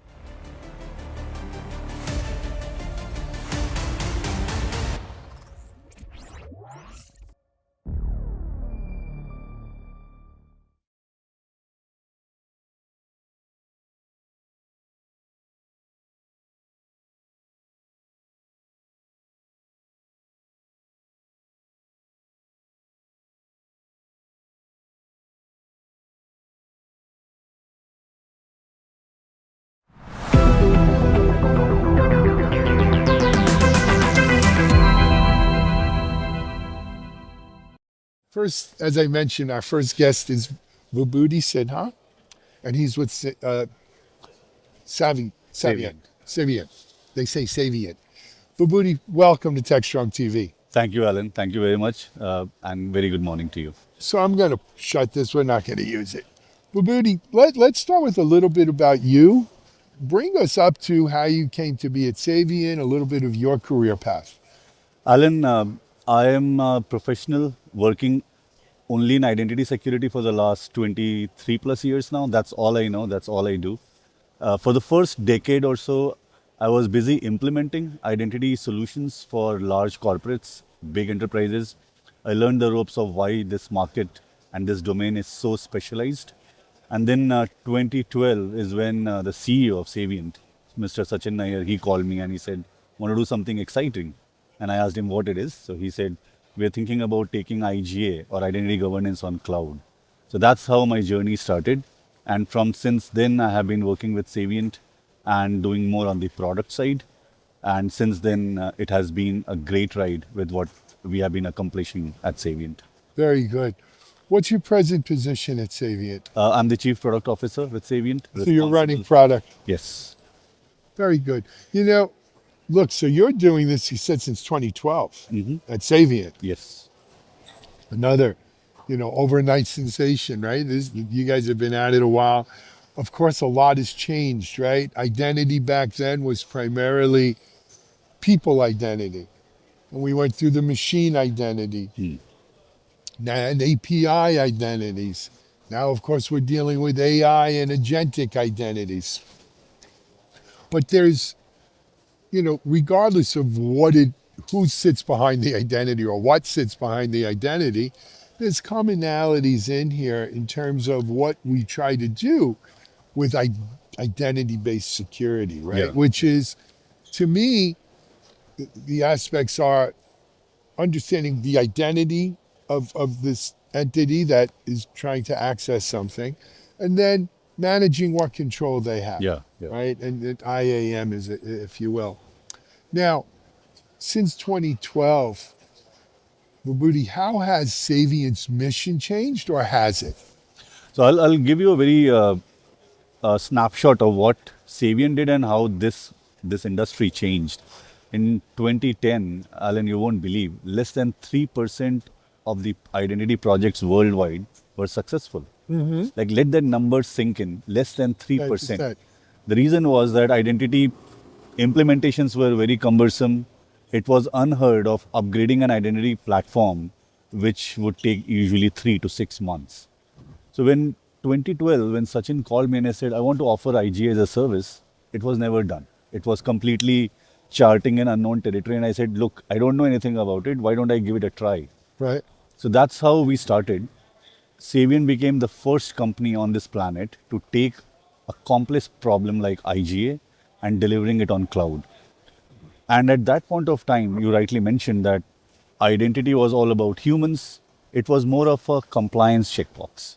It was more of like, I have to do something to meet my audit requirements. I had a very nice discussion with a famous financial company CTO, and he said, look, there is nothing cool about identity. It's like paying taxes. You got to do it, and that's what we are doing. But from there on, what happened in 2016, 2017, when the security breaches started getting up more, what we started seeing was identity became the launch pad of leading the breaches. So from compliance, identity became a strong pillar for securing your organizations. That became a big shift. And that also resulted in Saviynt coming up with a platform which not only looks at IGA, but other parts of identity. So third-party identities, privileged identities, even though we were still talking about humans, but the convergence became the new norm. And that was the second thing, big innovation, what Saviynt did at that point of time. And then from there on, as the growth of cloud, non-human identities, and now of course AI has come, identity is no longer just a security play, it's a business transformation play. Yeah. And that is the biggest shift what we are seeing. And that's what we are here at RSA with our latest launch, what we did on securing AI and securing AI agents. This is the third wave of innovation what we did at Saviynt. Excellent. You know what? Without really knowing the whole story, I sort of had that kind of time, the progression of how it is. Before we get into the news from RSA, Saviynt, well, people will see the lower thirds on our screen, so they see how it's spelled. Yeah. But how can they get more information about Saviynt? Many different ways. One, of course, going on to the Saviynt web pages, knowing about the company, our brand marketing team and product marketing team. have done enough information about putting Saviynt on social. There are a lot of marketing events, and there are a lot of events happening here at RSA. So if you are here at RSA, come meet us. We have a booth, and then we can share what we launched today as of this morning, as well as what we have been up to. We are also here to meet with a lot of our customers and partners. So different avenues, different ways in which you can learn and start partnering and collaborating with Saviynt. I love it. What a great thing. All right, let's circle back and talk about news here. Today is a very, very big day, Alan. I'm really excited. I'm really pumped. This is a culmination of all the hard work we have been doing for the last 2 years. See, if you think about, as I mentioned, that AI and the identity being the pillar of business transformation, why is that the case? If you look at AI agents, these are your new types of identities which are now being created. Earlier, any company who wishes to secure their human employees or privileged identities, they were looking at a player like Saviynt. Today, every company on this planet is implementing AI in some form or fashion, which means that every company now needs securing their identities, the new types of identities. And with today's launch, what Saviynt has done is it is addressing three very simple questions. If you have AI in your organization or AI agents in your organization, can you find them? Because that will alleviate any kind of shadow AI concerns. Second, can you govern them? Which means that do you have a process to onboard, offboard, register these new types of identities? Because with employees, you have a very structured process of getting them into your HR systems. What are you doing about AI identities? And third, which is the fundamental shift on how agents or AI agents work as compared to other types of identities, is are they doing what they're supposed to do? Are they accessing the systems what they're supposed to do? This is the fundamental or the biggest shift on this new type of identities, because agents act autonomously. You cannot predict what they're going to do at runtime. You cannot predict what they're going to exactly touch the systems. And that is why enforcing your policies in real time becomes extremely imperative. So Saviynt's today's launch addresses all these three questions with our platform. I love it. Now, RSAC, excuse me. RSAC is bigger than ever. Vibhuti, there's so much news, so much of it around AI and agents. I'm hearing, we put out our newsletter. I got feedback from listeners and watchers, readers. How do we separate the signal from the noise here? Everyone here is making these announcements around securing AI, using AI to secure things, agents, securing agentics. Succinctly, if you want, and you could look right into this camera, why is this one of the things they need to pay attention to, specifically what Saviynt is doing? I mean, obviously, rising tide lifts all boats. We're all talking about the same thing. Why does this stand out? Good point, Alan. And it should be a question which every organization should be asking. Absolutely. If you look at any solution in the market, everybody is trying to play in their swim lane. As I mentioned, the three questions, the three pillars, every vendor you talk to, they will be addressing one part of that pillar or two parts of the pillar, because that's their strength. When we started working on this 2 years ago, we realized that if we are going to build a comprehensive solution, we have to address all three, which means one of the pillars was not Saviynt's strength. And we had to realize that this is new for us. This is something we have to build from scratch. We stood up new teams. We stood up new people who had done this before. And the most important part, we did not want to do this in a silo manner. So we identified enterprises who were willing to do a design partnership with us. So one, the solution what we launched today addresses all three parts of the equation, which no other vendor has done it. They're all either addressing 1/3 or 2/3. We are addressing the entire platform. And we have done with public large enterprises where this solution has been tested. It is running in production, which tells me that this is battle tested. You have proof. We are not just talking from a marketing standpoint. And we have referenceable customers who can vouch on what we have done. I love it. Give them the website one more time. Saviynt.com. Thank you. You know what? That's our first interview. It's a wrap here at Techstrong we're in Moscone West, but at our outlet here on the broadcast alley. We're going to be back at the top of the hour with our Techstrong gang live. Vibhuti's going to be one of our gang members today. So it's his first gang. It should be pretty cool. We're going to have John Swartz and a few other people. Stay tuned for that. We're going to be live all day. I have a feeling this is just the first agentic AI interview we're going to do today, but we'll be talking more about it. You're watching Techstrong TV live at RSAC.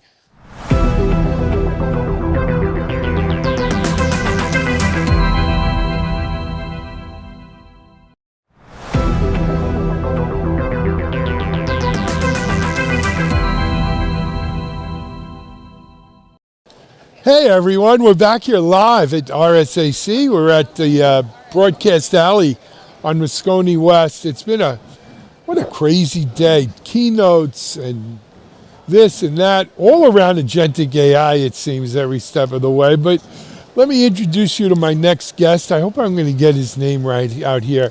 His name is Aamir Lakhani. Hey, very good at saying the name. All right. Aamir is with Fortinet. He's gonna tell us about it. Actually, Aamir, you're the global director of threat intelligence and adversarial AI research at Fortinet. But that's not what you were born. Give us an idea how you got to this place. Man, that's a handful in the title itself. Yes, it is. I've always been interested in how technology works, but how technology breaks, right? I don't want people dictating how I should use technology. I want to use technology the best way it fits my life. And that's kind of what got me into cybersecurity, is how to break technology. And really that's kind of what I do with my job. My job is to really look at how the bad guys are using technology, what is their motivation, what kind of gets them going, right? And I create machine learning models to protect against those attacks, especially baselining those attacks. That's throwback right there, right? That's old school. I've been in security almost 30 years.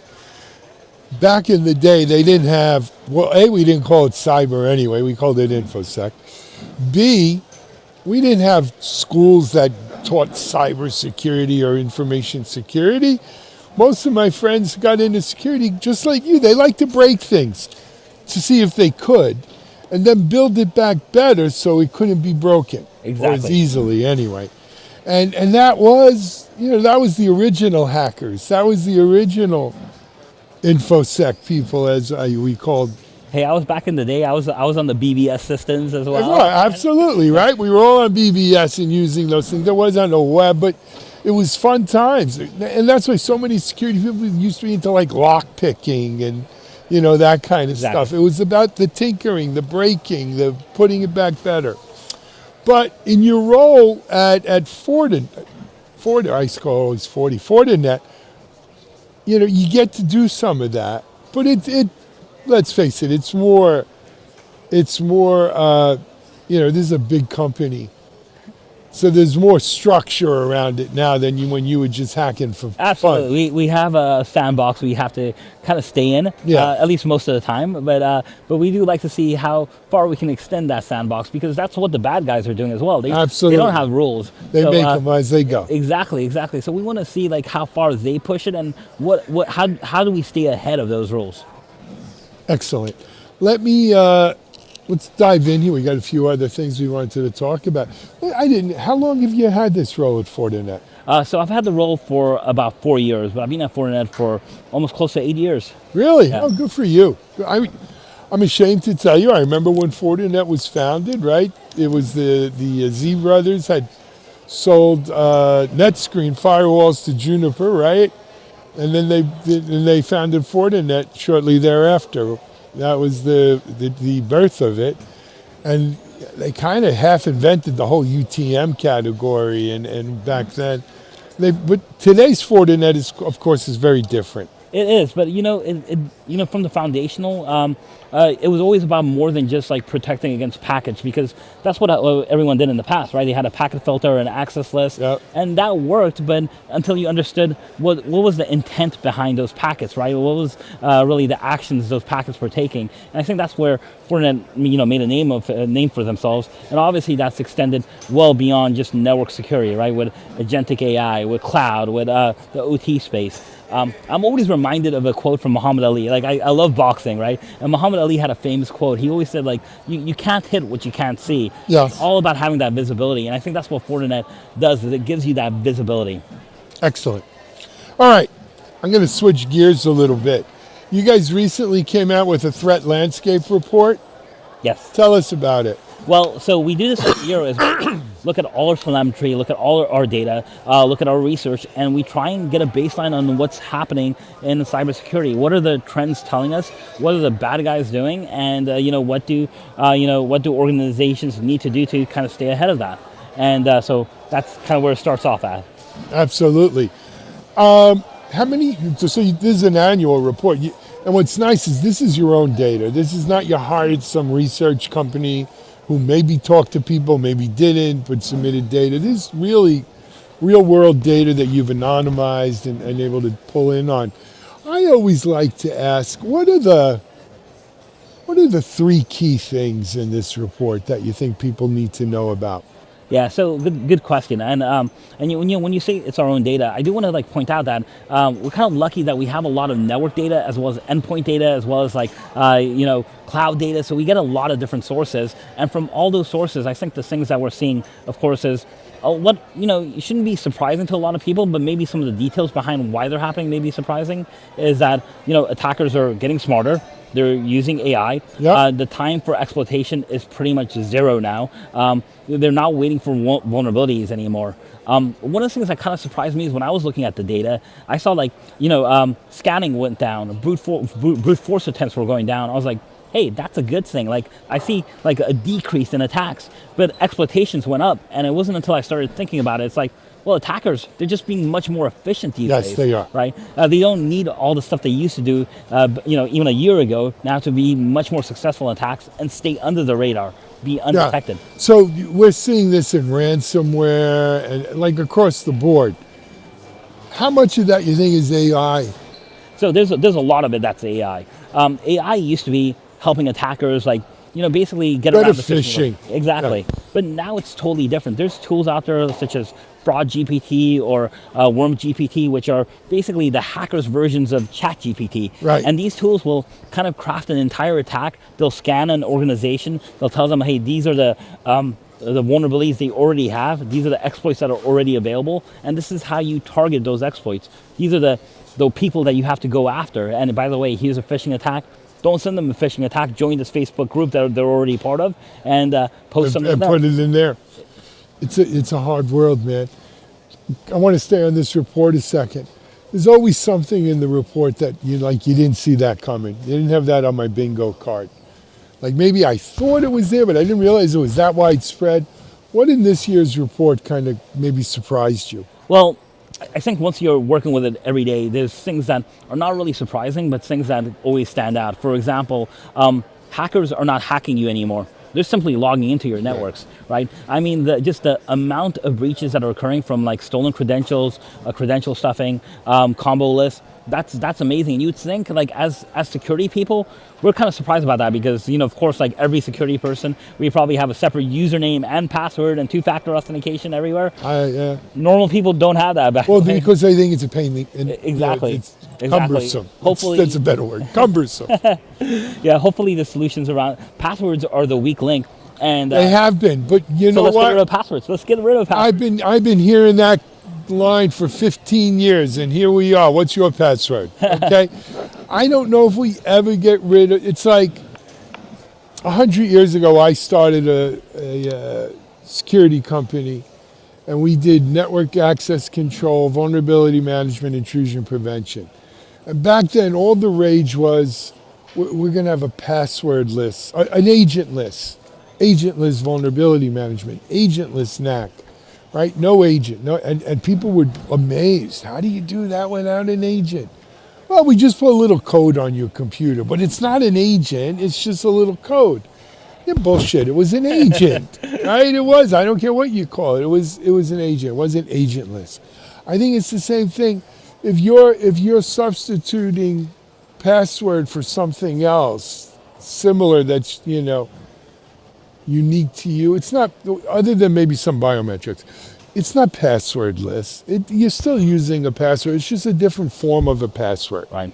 And so I see a lot of, over the years, I've seen a lot of companies say, we're going to get rid of your passwords. We've got pass keys.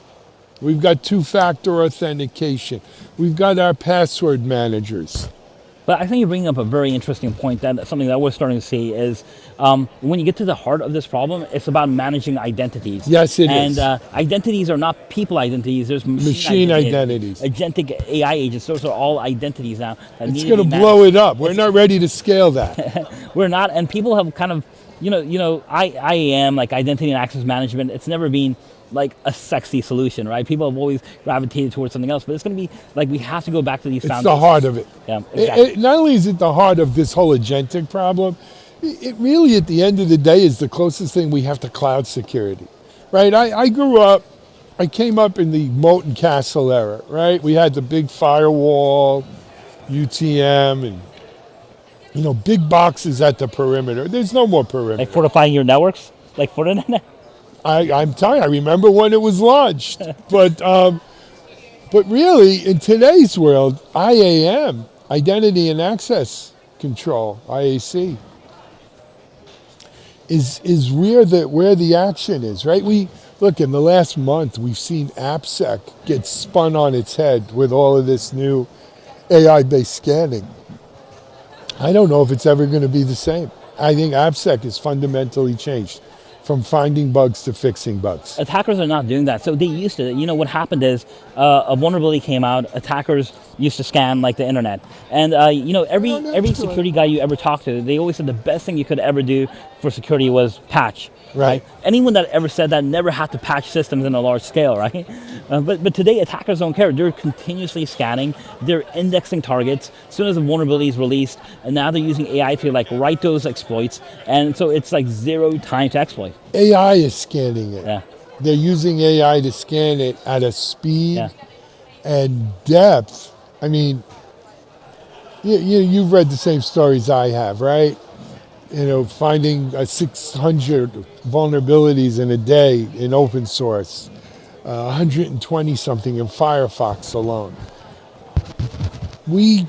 What we did yesterday, what we did last year, isn't going to scale under the weight of this kind of... You can't keep up with the volume and the velocity of attacks. You got to use AI. It's the only way you're going to be able to keep up to it. If you're going to be attacked at machine speeds, you have to defend against machine speeds. And I know that kind of sounds like a marketing line, but it's so true because there's no way to do it without it's logic, right? You can't, you need fire to fight fire. Hey, let's pivot a little bit. Let's talk about RSA. What's Fortinet's story at RSA this year? Well, Fortinet's story, like this year, we're looking at our, agentic AI solutions, or 40 SASE solutions, or 40 AI SOC. So we have a lot of different things. So if you're at RSA, come by the Fortinet booth. We have a lot of demos. But I think what we're really trying to show you is, now we have the tools to combat the speed of attacks. It's like the first time in my career, at least in a very long time, that I actually feel like there's more hope than we've ever had before, because it's always like a cat and mouse game, or hey, we're behind the curve. But AI is kind of changing a little bit of that, at least right now it is. I don't know how long this window is going to be, but because of the investment like AI takes right now, the good guys have a little bit of an advantage that the bad guys don't, and that we can maybe utilize. But of course, we know that's going to change, right? Yeah. So we might as well try and I get think ahead of on any, like they say in football, right? On any given Sunday. Yes. On any Great given movie, by the way. Yes, it was. But on any given Sunday, someone asked me the other day, do you think that what the use of agents we're doing is safe? I wrote back very honest. I said, who the hell knows? I said, look, you do the best you can. You'd start with a zero trust kind of, posture. You isolate it, you limit it. But at the end of the day, we're in uncharted waters here. We don't know. you have to have zero trust for your agents, and you also have to look at like how you're using LLMs and AI in your own environment as well, because there's a lot of attacks that I think we talk about, but unless people start seeing them or experiencing them, they don't really understand what does data poisoning really do long term, right? What does model theft really mean to an organization? What is like Look, we're going to find this. So here's the thing. Over the next 6 months to 2 years, we're going to find all of these things out in spades, because we're going to learn it the hard way, because that's the only way we've ever learned it, unfortunately.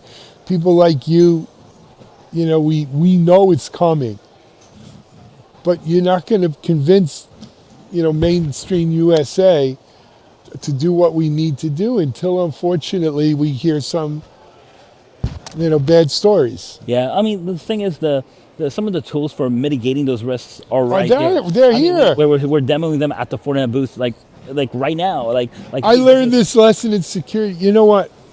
About 30 years ago, I started a company in security, and I realized how hard it was to sell security.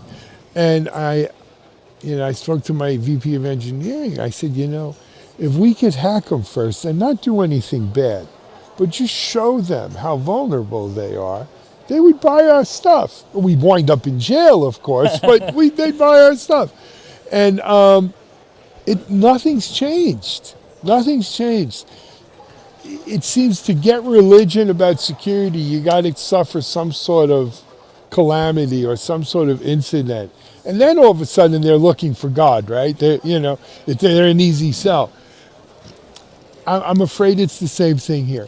Yeah, I hope we can kind of start changing the hearts and People minds. get smarter, yeah. A couple of years ago, it's funny. My mom always used to ask me like, "What do you do?" She's like, "You must be a programmer because you're in computers." And I was like, "No, Mom, I'm not a programmer." And she's like, "Well, you're Indian, you're Pakistani, so you're either a programmer or a doctor. So pick one." Yeah, that's how that goes. Yeah, there's no other choice. It was lawyers or it was for us. Or lawyers, right? Yeah. But now she's getting like, hey, cybersecurity is a thing. Like I understand. It went mainstream. Yep. We'll see. We could hope. Yes. We could hope. Hey, man. Hey, if my mom's discovering it, I think there's a hope.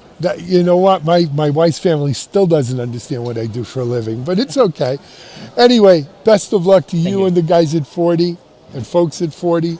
We're going to take a break. We're here live at RSAC on Broadcast Alley. We'll be back. Hey, thank you.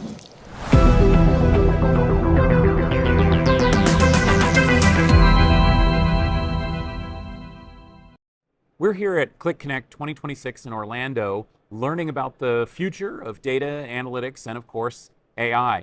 I'm Stephen Foskett from the Future Room Group and Tech Field Day, and we are thrilled to be able to bring a group of our delegates to Click Connect now for the third year in a row to learn what Click is doing, but more importantly, really, to learn where the data and analytics industry is going. So let me start by introducing who's joining me on the panel today. Jay? Hi, I'm Jay Cuthrill. I'm the Chief Product Officer at Nexus Tech. Hey, I'm Dina Rosenthal, and I lead a fractional product marketing agency called Digital Sunshine Solutions. I'm Frederick Van Haren. I'm the CTO of Highfence, and we provide consulting and services for AI. And I am Brian Budden. I'm the Managing Director at BB Data Services and a 9-time Click Partner Ambassador and Luminary. So all of us have been to Click Connect before. All of us are pretty familiar with Click, some more than others, I'm sure. Let's start with sort of our impression. What was the overall message that Click wanted to give us from Click Connect this year? Yeah, so what I've heard so far are really three things. The first one is context. Obviously, AI, it's about data, but it's also more than just providing simple answers. And so what I heard is that Click is trying to be more about the reasoning as opposed to providing simple answers, which should be good news for all of us. The second one is trust. Trust is, it's easy to say that it's trust, that we can trust it. However, Click has introduced a trust score. So basically, Click products will actually give you an indication on how the data quality that is being provided. And they also have, which I found interesting, an agent that kind of checks the data on a regular basis to see what the quality is of that data. and provide that feedback to the customers. And then finally, it's the freedom. And so when they talk about freedom, it's a reference to let's be curious. I heard that many, many times. And then finally, it's not about vendor login, so not being able to be logged in, and also the ability to choose the models and the frameworks that you like.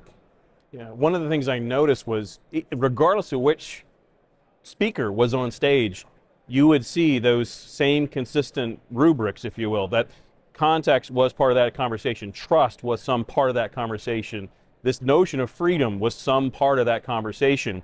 I think one that stood out for me was trust is the product of consistency over time, which is, probably goes back to, Covey and other people before that, but it's been reconstituted a few times. But in the context here, I believe it was Accenture was on stage, and Accenture is one of the many partners on the floor where we're sitting right now. Everyone's moving the needle. The question is are you doing it in the right context? And are you doing it in a way that is going to provide you with freedom? Like even showing things like a chat GPT or a Cloud interface as opposed to, am I logging natively into a Click tool itself? Yeah, and I think it was interesting with the partners, and I kind of stay on that row for a minute. They announced a partnership with ServiceNow, which is huge. If you're doing any kind of AI where things could go wrong, or things get done, are you able to you're able now to open tickets, and you have agents that are able to go out and do all of that for you. Talked to several partners on the floor, some that have been acquired last year, talking about doing crazy things like, okay, every time we go out and talk to a customer about all the cool things Click can do, as soon as the finance people see it, they're like, can I download it in Excel?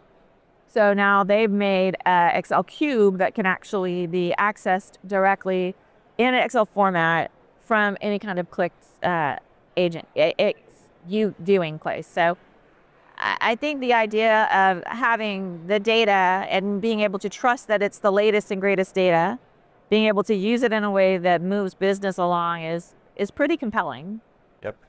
And I think a couple of things that you guys talked about, trust, freedom, context. I think the other thing, which is almost a fourth theme, was sovereignty and being able to understand exactly where your data is and who owns it. And we had these ideas planted at Click Connect last year.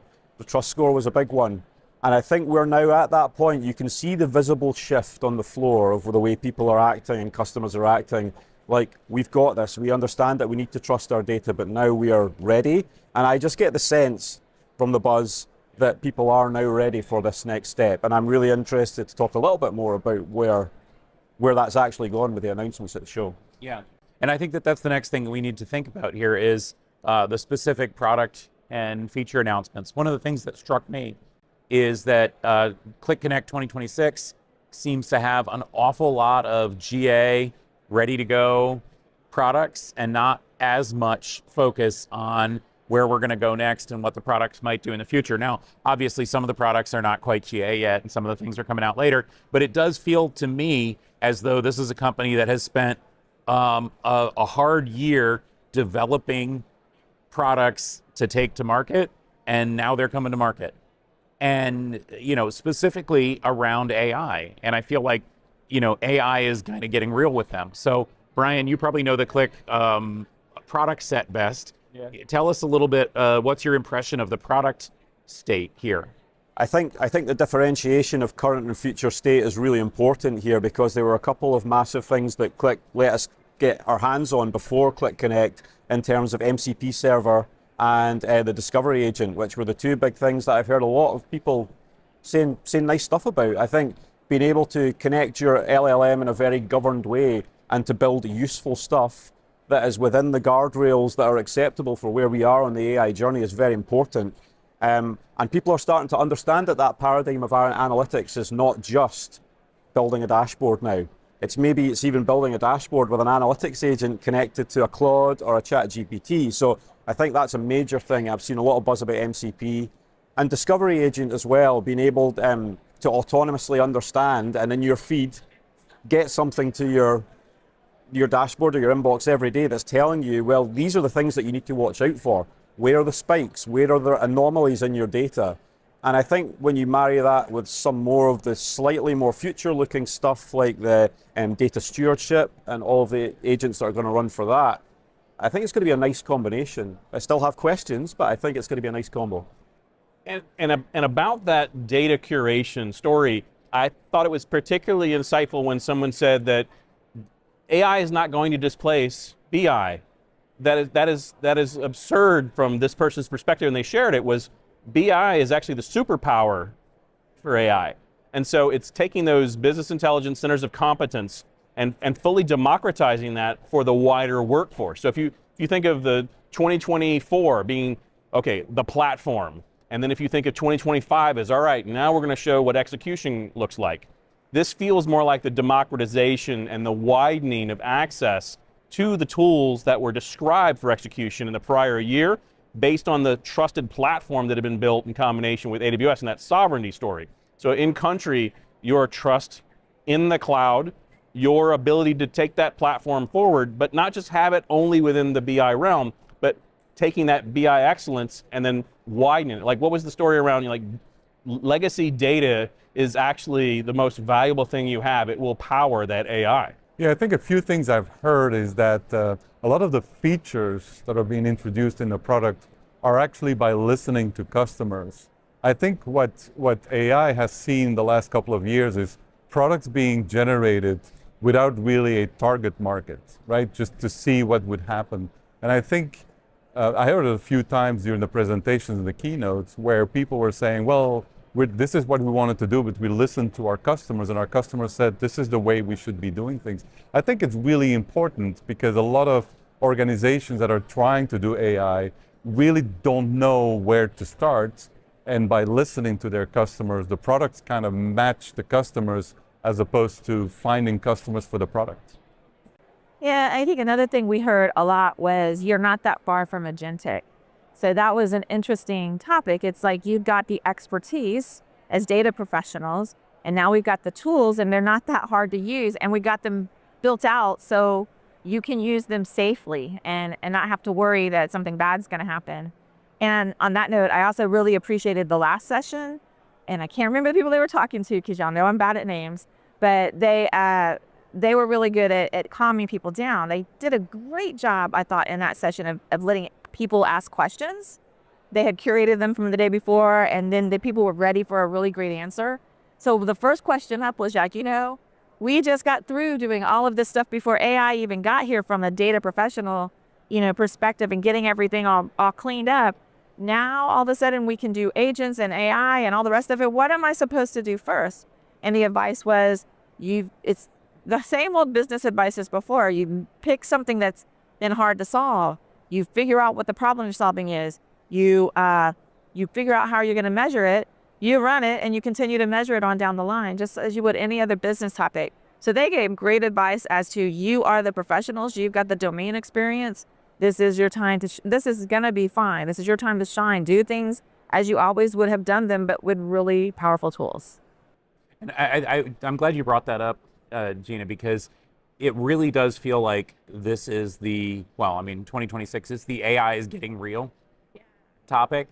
And I feel like the data community is maybe better situated to do AI in a more responsible and a more productive fashion than the non-data world, because the data people, well, they understand things like trust and governance, and they understand that sometimes it's not black and white, sometimes it's shades of gray, but that doesn't mean you can just throw up your hands and say nothing matters. You still have to be looking at things properly. And yeah, as you said, so we had Dr. Chowdhury and Del Rey, Jason Del Rey, both of whom I believe are on the AI Safety Council, the Click Council. And it's very clear, kind of reading between the lines there, that they had, let's say, a spirited discussion yesterday about a lot of these topics of AI. And they both presented a very calming and realistic portrayal of AI, in my opinion. They came in there, especially, Dr. Chowdhury, that's somebody that I've known a long time. She is absolutely one of the smartest people in the room and really understands both the good and the bad, and is able to not just be a crazy, oh my gosh, this is terrible, but also is able to push back on the irrational exuberance out there. And like you said, they did a nice job addressing the real world situation. So let's talk about that. What were the other impressions from the non-Click people at the keynotes and so on about this AI question? You want to start? Well, look, I think that something we have to commend Click for is the keynote structure, first of all, because they do a great job of giving you the safety net that you need as a partner or customer to understand the context of what's going to happen. Then you get the technical features, then you get a bit of a pull down or a hype up, where maybe we'll talk about that in a little bit, and ultimately you have this AI Council conversation at the end. I think people need to understand that the AI Council was formed 3 years ago now by Click. So this is a long-standing effect that's been put in place for exactly these types of conversations to happen at this type of event, to ask the really tough questions about, okay, I understand the story, I understand the data and analytics architecture of that story, I understand the physicality of how that's going to happen, but you need to calm my nerves because we announced a lot, and it's a lot to integrate. And I think you heard from a couple of people on main stage that was referenced that that's a hard thing to do. So you need to have that calming influence that has that professional authority. And that's why I think the AI Council is very important for that. You know, I have my master's in human performance, and it's an educational degree. And I heard so much about learning and about how you have to learn to do this, how we can do it in a pragmatic way. And what it boils down to, as we transfer from this, from the exuberant, what did you say? Exuberance? Irrational exuberance. I made that term up. I love that term though. Irrational exuberance is just hype. Alan Greenspan. Okay. Okay, that's a great term for how we've been fed what AI can do to us. All of a sudden, we've got this pragmatic event that talks to us about here we have all of these partners. You've got Snowflake, you've got SAP, you've got all the partners that deal with data are here working with Click. You've got people showing us how to do it, from their incredible community to all of their internal folks showing us how this is going to happen. But there's still going to be that fear there, either from the operational people that are like, yeah, we surfaced up all the, we made sure you have this data, but you're going to let everybody have an agent? What are you talking about? To the data scientists, the data operations people who now have so much work to do. But this should be a tool to help it happen, maybe not all at one time, but in a nice business aligned way. So we're getting on to the fact that this is the next stage in computing. We can do this and we have the tools to do it, and it's time to move on from the hype and just get to work. Right. I like the fact that they're trying to help customers that even don't necessarily fully understand AI. So what I heard today is their agentic advisory, which I think personally is enormously important, simply because not everybody understands AI the same way we do. And so how do I get started? I mean, it's a frequently asked question that people had for AI for many, many years. And I think with the agentic advisory board that they just introduced, it's how is to go to customers and figure out which use cases are the ones to start with. Because a lot of people just try AI for the sake of trying AI. There is really no goal. It costs a lot of money, a lot of energy, and at the end there might be disappointment where people might just move away from AI. So I think that the advisory board is an important one to help people understand not only what do you need for agentic AI, but also what kind of data, what the infrastructure, and which tools do you have in order to do the work. I agree with two things that you just said in a really strong way for the following reasons. You actually called out that specific advisory agent. In the other panels that I've listened to, where you had maybe a consultancy on stage, heavy Click use, what they're really going at was what both of you talked about, the educational part of it, but having a safe intellectual space to explore and ideate.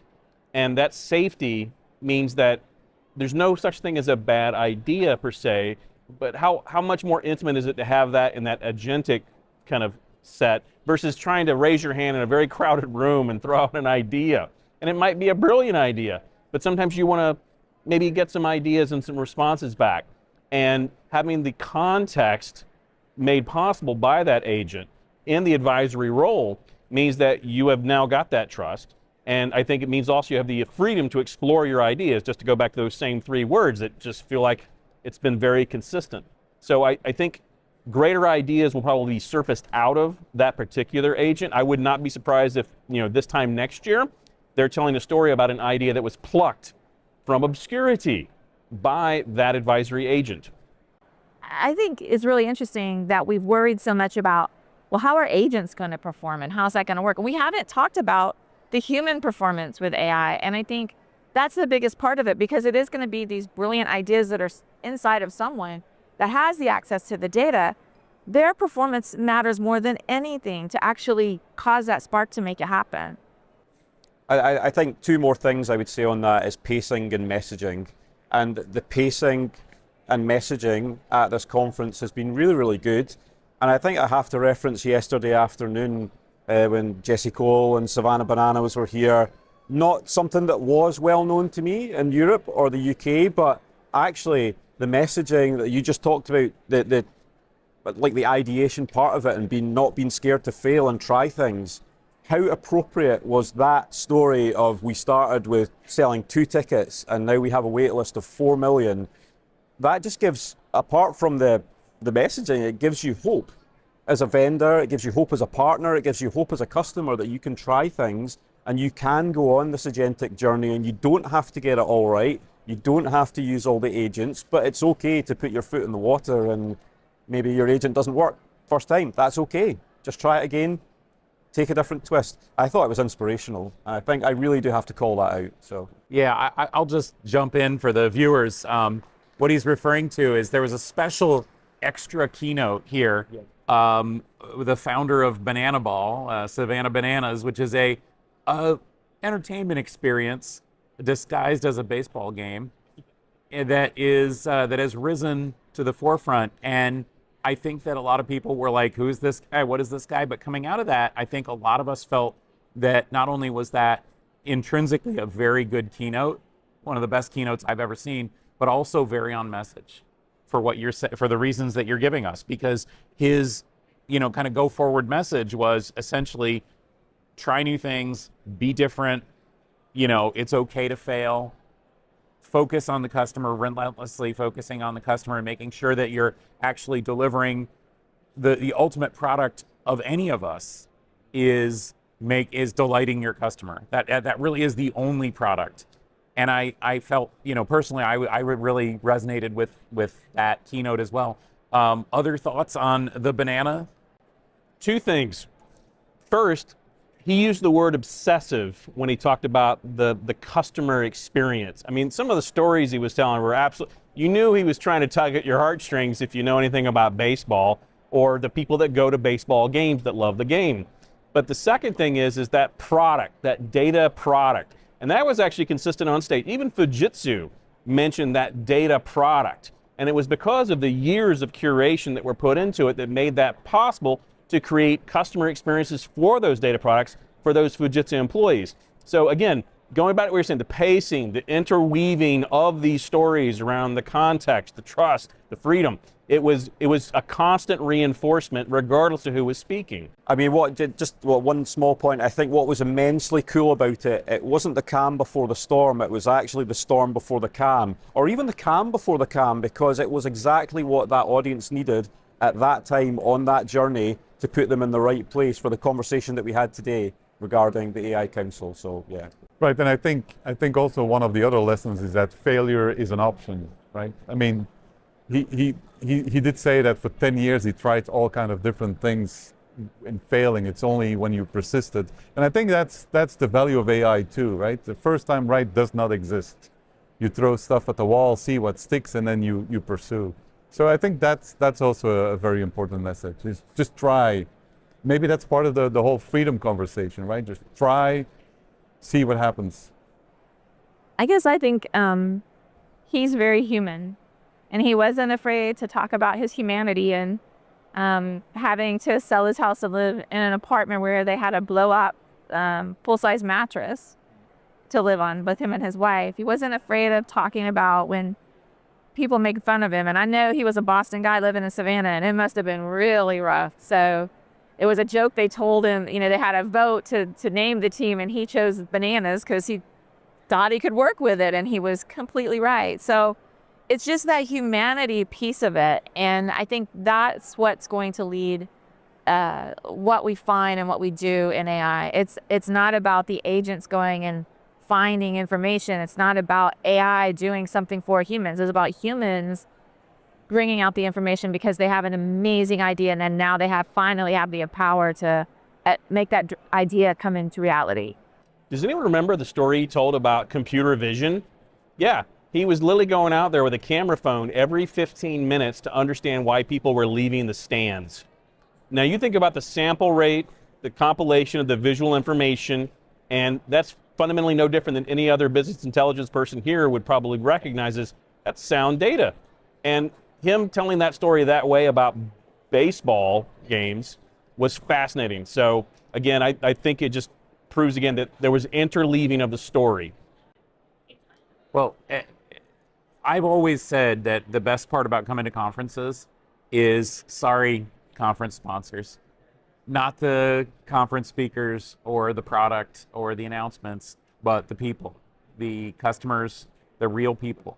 And I think again and again and again, what we hear from the regular customers that are actually out there doing the work is so much more telling.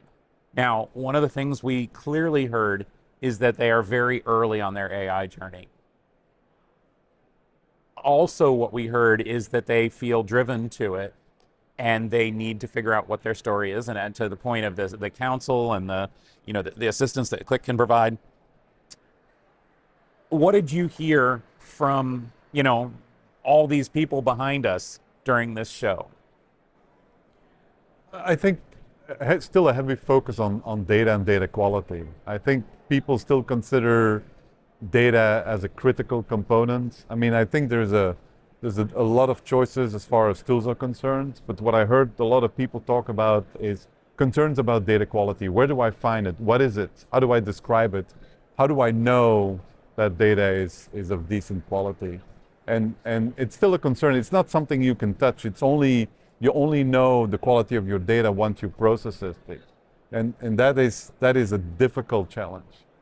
Yeah, I mean, I think about being on the floor at Qlik Connect. I look right behind the camera here, I see Qlik Community, and that is the word for this place. You probably hear the warmth behind us, and I think that unlocks a lot of things that you sometimes don't get when you come to conferences, because customers and partners that maybe might hold things a little bit close to their chest, that all seems to be a little looser here, and conversations happen that you wouldn't expect.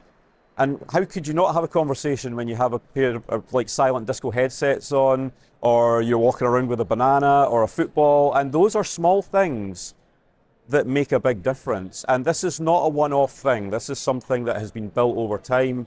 And some of the best, I've had some amazing conversations on the floor, and I have solved problems on the spot today. And that's what I love about coming here, is that things get done and things get solved, and it's not just about the announcements and the keynotes and what happens in the big halls. So for me, it's a lovely thing to be part of. And I've only been to 3 of these. I know you've been to a lot more, but what strikes me is if you look at the actual show floor layouts from 2024, 2025, and now in 2026, is there's almost like a clamshell formation around community this time. I still see the kind of, you get your sessions at the edge, you have your core of product, but this year it does seem like the community was at the center focal point, and then the clamshell formation goes around it. So it's not surprising that you have more creative collisions, serendipity is taking place. So it's easier to bump into people this year, I think, is probably what I'm experiencing. So I'm really looking forward to the women who Qlik get together. Ran into Angelica, and I'm gonna spell her Angelica. I'm gonna say her name wrong, I'm so sorry. But, and we had a nice conversation with her yesterday, specifically from here's how ops sees it, here's how I see it on the data side, but more specifically about the training thing, how that's what it's gonna take and how she's writing things up, because I know I'm also doing the same thing, writing trainings up. So we can get people to the next side. And I think that's really important. And kind of the other thing is I have a guy on Blue Sky who's supposed to trying to be meeting up with me just because I was posting on Blue Sky, reminding me back of the old Twitter days. Of course, I'm not on Twitter anymore. And it's nice to see that that still exists, the human connection trying to get together. And just that whole community piece. So you can see that it's real. It just reminds me, it still reminds me of old, early VMware days. And this is early AI days. So this is a great place, I think. Well, on that note, I'll just say, again, a shout out to our hosts. Click has done a great job of building community over the years. And I don't want this to sound ominous, but I sure hope that they value it, because this would be a very easy thing to lose. And as we heard from the banana ball guy, that's the whole ball game right there. If people are willing to come and give of themselves and be part of a community, then that's more valuable than any marketing money, anything else you could spend. And they've done a really nice job. So before we wrap up here, I want to give each of you a chance. Tell us one thing that you learned and one particularly fun anecdote from the event that you would like to share with the world, just to give them a sense of what it's like to be at Click Connect. So what did you learn, and what is Click Connect like? Who wants to go first? Oh, I can go first. All right. I sat in a practical workshop session today. That's one of the things I love about being here, is to get my hands on stuff. I sat down with an MCP server lab. I built stuff. I actually built an app with MCP, with Claude, and it looked like I asked it to. It did the things that I wanted, and I already found a practical use case with a customer that we can sit down and apply it with, like tomorrow, if we wanted to. So I think from that part of thing, that was amazing. And so an amazing anecdote that I have is that right over that way at the Motio stand, there's a guy called Rob Wunderlich, who's one of the veterans of the Click community. Everyone's wearing the straw hats. You may see them around, but something popped up on my Google Photos. I took a photo with Rob at the booth, and I got a Polaroid of it. Might even be in my pocket, but 10 seconds later on my phone, my Google Photos popped up with a 10-year-ago moment of me standing in a hat with Rob Wunderlich in London after a dev group meeting. And that's the kind of thing that just you can see it. It makes me smile, and that's the moments that you only get if you're part of a community. So, yeah. I had a chance to visit one of the booths here of a Click customer, NKT, and they're the ones that make these absolutely amazing power transmission cables that are underwater. And so you get to see the multi-jacketed design. I then learned as a former recovering materials engineering person, I was giddy. And so I heard the stories of what those cables not only transmit, but also can provide in terms of telemetry and sensing while you're there, and the data that they can gather from a power cable. So just delightful to hear those stories and see what data looks like at scale, solving actual problems. These are the things that connect all those wind farms back to the places that need the power. I think the most interesting thing I also got from the community is Igor this year is clean shaven, and I actually have a beard. So I was like, oh, that is you. And he was like, oh, that is you. So, okay. Let's see, I talked to the Click guys that are running the Snowflake booth here, and was trying to just get some information about how things worked on this line that I'm thinking of, and trying to think of how I'm going to write about it. But they told me that Snowflake has this group. I can remember the acronym. I don't remember what it stands for, but it's OSI, but it's not what you think OSI would be. So if you're a storage person, it's not what you think it is. But basically what I had asked for is like, fine, you've got the data center people that care about the data, keeping it up. You've got the data people caring about getting to that data, like I talked about before. All these people in the middle that you could never sit down and get taxonomy out of 4 groups to get them to agree with 2 years out down the line. But that's what this OSI is for. It's actually a industry driven. Okay, so if you call customers that have paid you money within the last 12 months, but you call customers anybody in the world that might look at your product, this is what we're going to call customer for now. This is the definition. And so you don't have to have those meetings anymore, which is a huge thing. If everybody agrees on it, you remove that friction from the groups of people, and you're good to go. Okay, interesting thing besides my blue sky guy, I hope I see you tonight, is I am from Florida, And the hotel we're in honors everything Florida, which is very cool to me. I found a brick of my county. They have all the bricks of the county I grew up in. That's kind of cool, Okaloosa. And I was able to share with our other friend that's with us today. I was able to show him what that word means in Creek, and he asked me what Okefenokee means in Creek, and I was able to find out and tell him. So I think that's pretty cool, using my very small native language vocabulary.